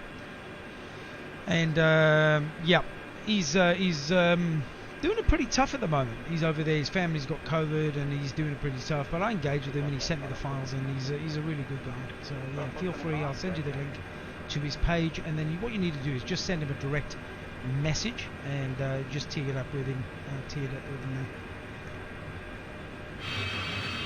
And not only myself, I actually got the link from Pilot Cube, who's another streamer on Facebook. He put me onto him, and I've been chatting with him for a while. You know, for about 3.5 weeks now, 4 weeks. Lovely guy. Welcome in, guys. Don't forget to hit reaction while you're on board. Thanks very much for being here. Happy Thursday for you guys. I hope you're all staying safe wherever you are, and thanks for being on board and checking out the Antonov, the world's biggest transporter. How cool is this? 6 engines, right? Woo! The Gold Coast is amazing, dude. Daryl, it's I'll never move anywhere again in the world. I've lived on 3 continents around the globe, dude. I mean, it's made up of waterways. The lifestyle's amazing. We only get about 3 weeks of cold weather. It's shorts and t-shirt all year round, basically. It's the home of Anton Deck's I'm a Celebrity, Get Me Out of Here. How bad can it be? Lots of spiders, lots of snakes, but you know, you kind of deal with that. But just typical Australia, man, right? Lots of sharks down below. Yeah, a lot of bull sharks in the waterways here. But you know, the place to live, the Gold Coast, is phenomenal. A lot of movies being made here as well. It's kind of Hollywood's favorite destination for making movies. And I've said before on stream, I was lucky enough to go onto Pirates of the Caribbean set, which is filmed at SeaWorld, what we just flew over, and got to spend time with Johnny Depp with my kids as well. That was pretty epic. And yeah, we have a lot of films made here. I think Aquaman was filmed here, along with many others. Look at this. These are all the islands you can actually visit. So if you've got a boat and you live on the Gold Coast, you can actually spend the day and go to an island. And you're the only one on the island, guys. You know, you can have you can hire out a barbecue boat and go out and just enjoy the day. Yep, they have barbecue boats. It's a boat with a barbecue. Take your meat and off you go.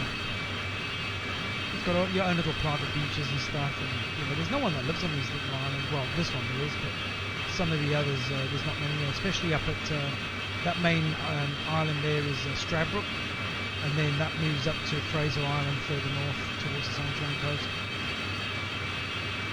But it's definitely a place for the outdoors, right? I'm so connected. Yeah, I'm going to show you something quickly. Hold on.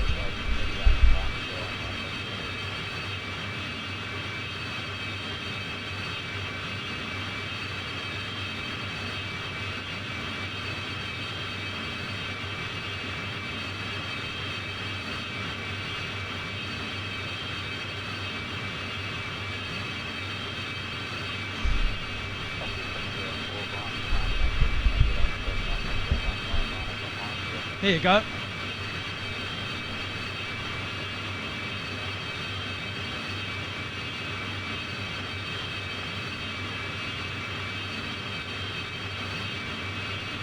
That's old Johnny Depp himself. That was my young one with him. We spent about 10 minutes with Johnny Depp. It was pretty cool. Yeah, so he was completely in uniform, like in drag. He was old. He even acted like a pirate. He didn't come out of character for 1 second. He stayed full in character. And got to meet a few of the other members of the Pirates of the Caribbean crew as well. So it was pretty cool, a special moment. And very nice, down to earth kind of guy, right? Okay, let's have a check. Yeah, it's just it's just like talking to you or me or whatever, like just such a normal guy. You wouldn't believe that he's some Hollywood dude, you know what I'm saying? But yeah. And it was the night, I don't know if you've seen online, when he went to visit the hospital up in Brisbane. I think it was a cancer ward. It was the same day that I met him, just before he actually headed out to that hospital. So it was, yeah, it was good fun. Right, we are on approach. This is going to be interesting, chat. Straight over the ocean here and the Broadwater. We're going to flick around into, I think, Moreton Bay, they call it, Moreton Bay, just to my left. And we're going to try and put this hotel down on the runway, right?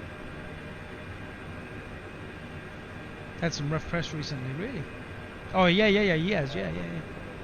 Well, that Amber Heard thing didn't go down too good, and that's when they were over here while they were filming. So yeah, it didn't go too well. Didn't go too well for him. Bring my speed down a little bit. I'm happy at 2,000. All looking good.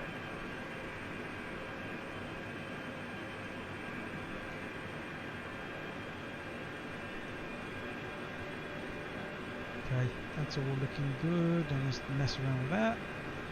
What I do need to do though, and this is when you fly any commercial plane in the simulation, is always remember to set your auto brakes. That's something that a lot of people don't do. I want to set my brakes to 3 because of the size of the aircraft and the weight of the aircraft. If you're landing a A320 in ice or snow, you would normally set your brakes to maximum, like max auto or max. That just helps with your braking power. But because of the size of this aircraft, we're going to set our brakes to pretty high anyway.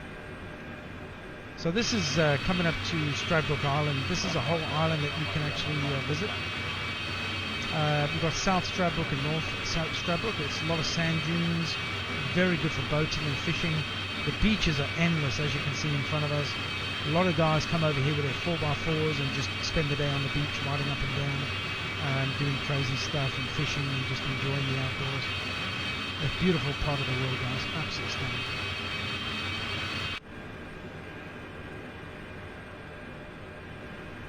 Alright, we're going to start turning in a second, and then I am going to start dropping my speed.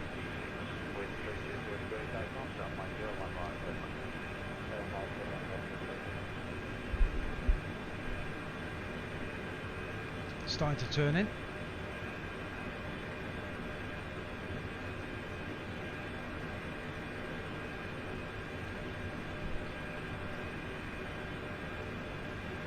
Just check terrain.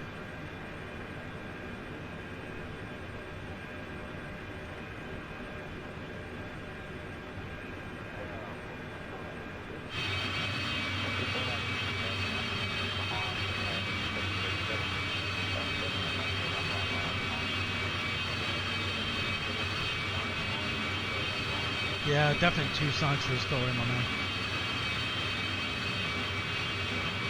Look at that beach, chat. Look at that.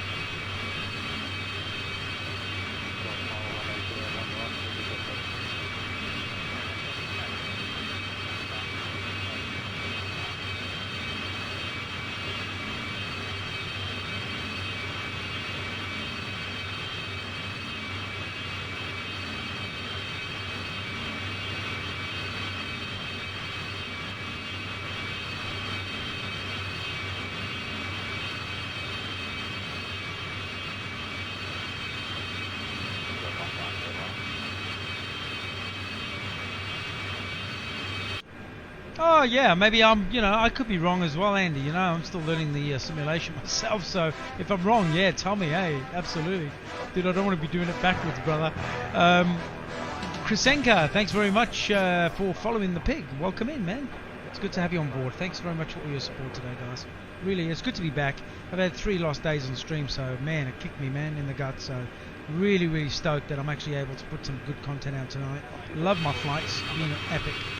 Okay, we're coming in. I'm going to slow down a bit more. Back to 300, and then I'm going to dial it down. I think on the size of this aircraft, normally if I'm on an A320, about 160, 170 approach, I think I'm going to have to be about 180-ish, maybe even slightly above that, and just rely on my brakes, I think. I'm working this out as I go along, chat.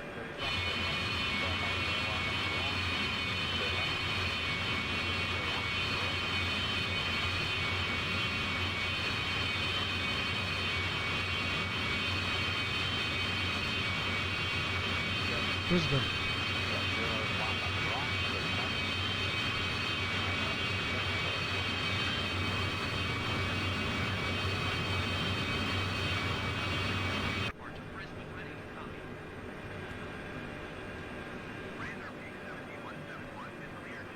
Bring that down to 250. Knowledge squawk.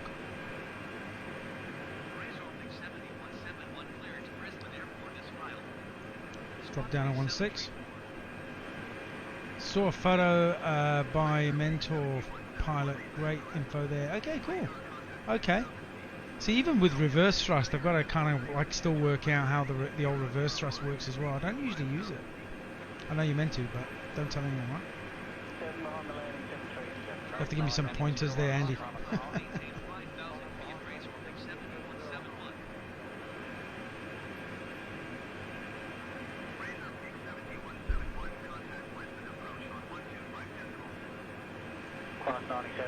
Acknowledge handoff. Runway dead ahead.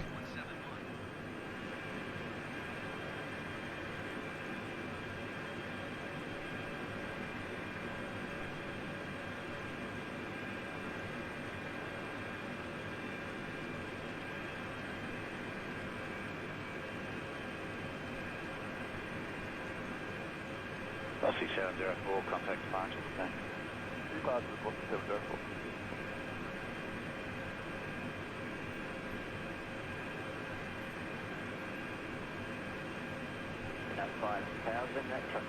Airport dead ahead, guys.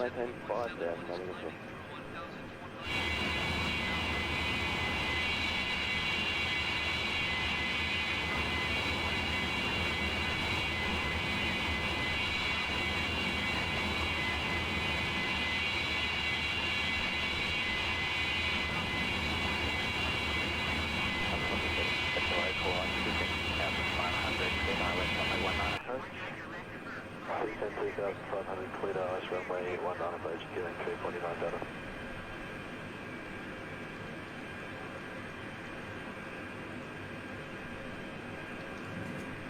349 down to number 2, 3.5 miles behind, Cessna Tower, 120 Delta 5. 120 Delta 5, gearing 349 Delta.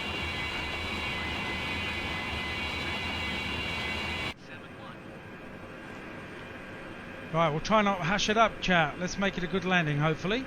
Remember, the height of this thing is kind of a little bit... kind of puts you off, because it's like flying a 6-story building, chat.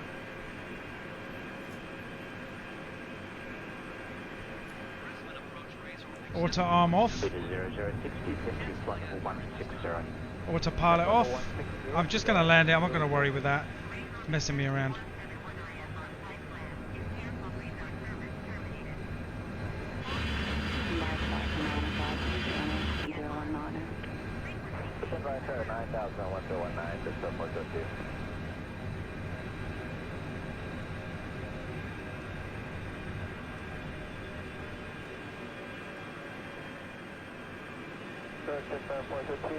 Carry available?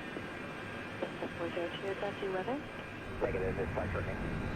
402 remain on this side. 7000, positive.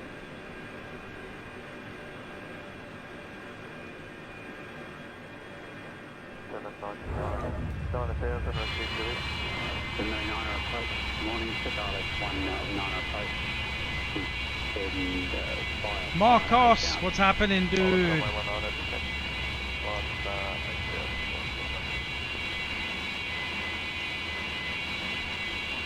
Dude, I couldn't do it. I couldn't do half a flight, mate. I had to get the landing in there, dude. I can't do half a flight. You know it. Koi, what's happening, champion? Thanks for following the pic. Welcome in, my man. What a plane, guys. What a plane. Man, hey, drop me a message down. I'm gonna get you this. I'm gonna get you the contact for this. Let's go park. Let's go land. Let's go. Let me get my teeth in first. There you go. Let's go and park up at gates and check the size of this compared to some of the other aircraft. Let's just tune in here. Ground. Parking to. Parking. Yeah. Let's go check this out. Like butter, mate. I was a little bit to the left. I'm going to always be critical, right? Until I perfect my landings. But considering it's like a massive aircraft, it's really, really hard to fly. Okay, he's taking me. Where the hell's he taking me? Okay, he's taking me down to the other airport, down there, runway down there. Gates, whatever you want to call it. Acknowledge taxi clearance. Let's go.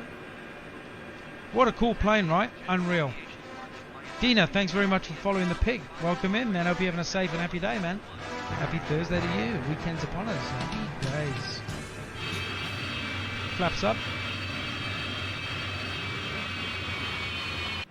Biggest transporter in the world from the Gold Coast to Brisbane just landed. What an awesome flight. Very quick flight.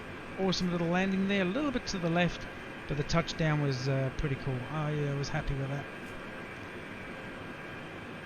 Just want to see what the size of this is compared to some of these smaller planes. Smaller planes like the 320 and the 747, right? Not smaller. So I also watched the video on this Antonov, which, like I said earlier, there's only one of these in the world. Russian transporter, world's biggest transporter. If you take the wings off a Boeing 747, you would fit the entire plane in the back. Literally. You know, YouTube the Antonov and watch the video. It's really interesting stuff. The amount of equipment that this thing can carry is it's mind-blowing. Heavy transporter. Heavy transport. Okay, can take that off. Hold. Here we go, parking up.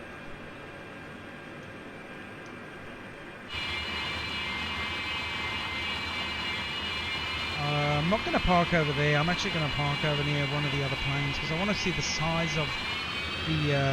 I want to just show off the size of this aircraft compared to a standard 320.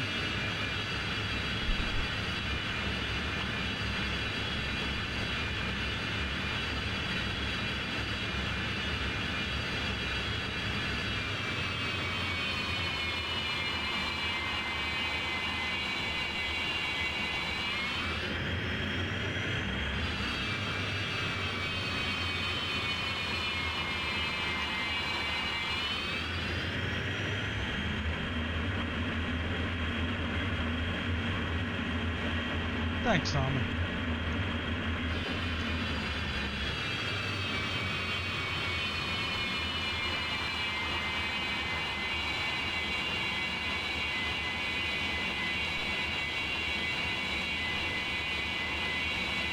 This is crazy big, buddy. Look at this. There's a 320 in front of me, the little grey 320 there. That is a 320 right there. Check this out.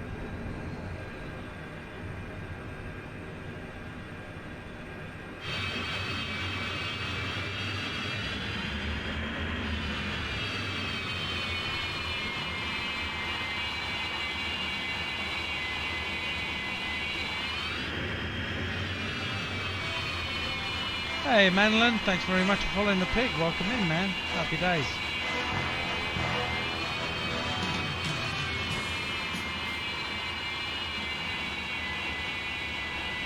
Just check it out. Just check out the size of this thing compared to a 320. You'd probably fit, what, 2 of those in there or 3 of those in there?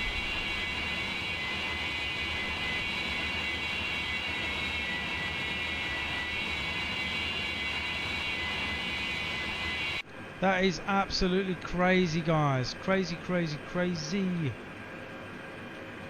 Alright, let's just see if we can shut this thing down. Where was it? It was just over here. Engines off.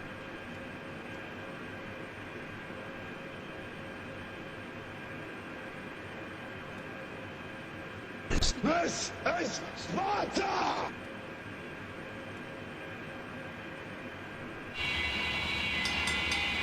And it takes a while to power down the APU, so yep, happy days, guys. That was awesome. I love showcasing that. That is really, really cool. Yeah, so Daryl, I will send you a message with that link in there. I'll see if I can do it now while I'm chatting. So yeah, guys, that was pretty cool. That was a good stream. Thanks very much for being a part of it, man. That was off the charts. Hope you all enjoyed that, man. That was yeah, Damien, thanks very much for being on board as well. Thanks very much, Daryl. It's good to be back, man. Honestly, it kind of kicked me in the butt a bit, and yeah, that's really, really made my day, made my week. Absolute made my week. Let me just see if I can find that. Where is it? Where is it? Where is it? Where is it? Just give me a second.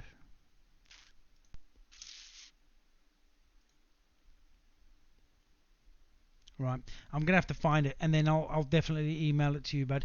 So I'll send you the link.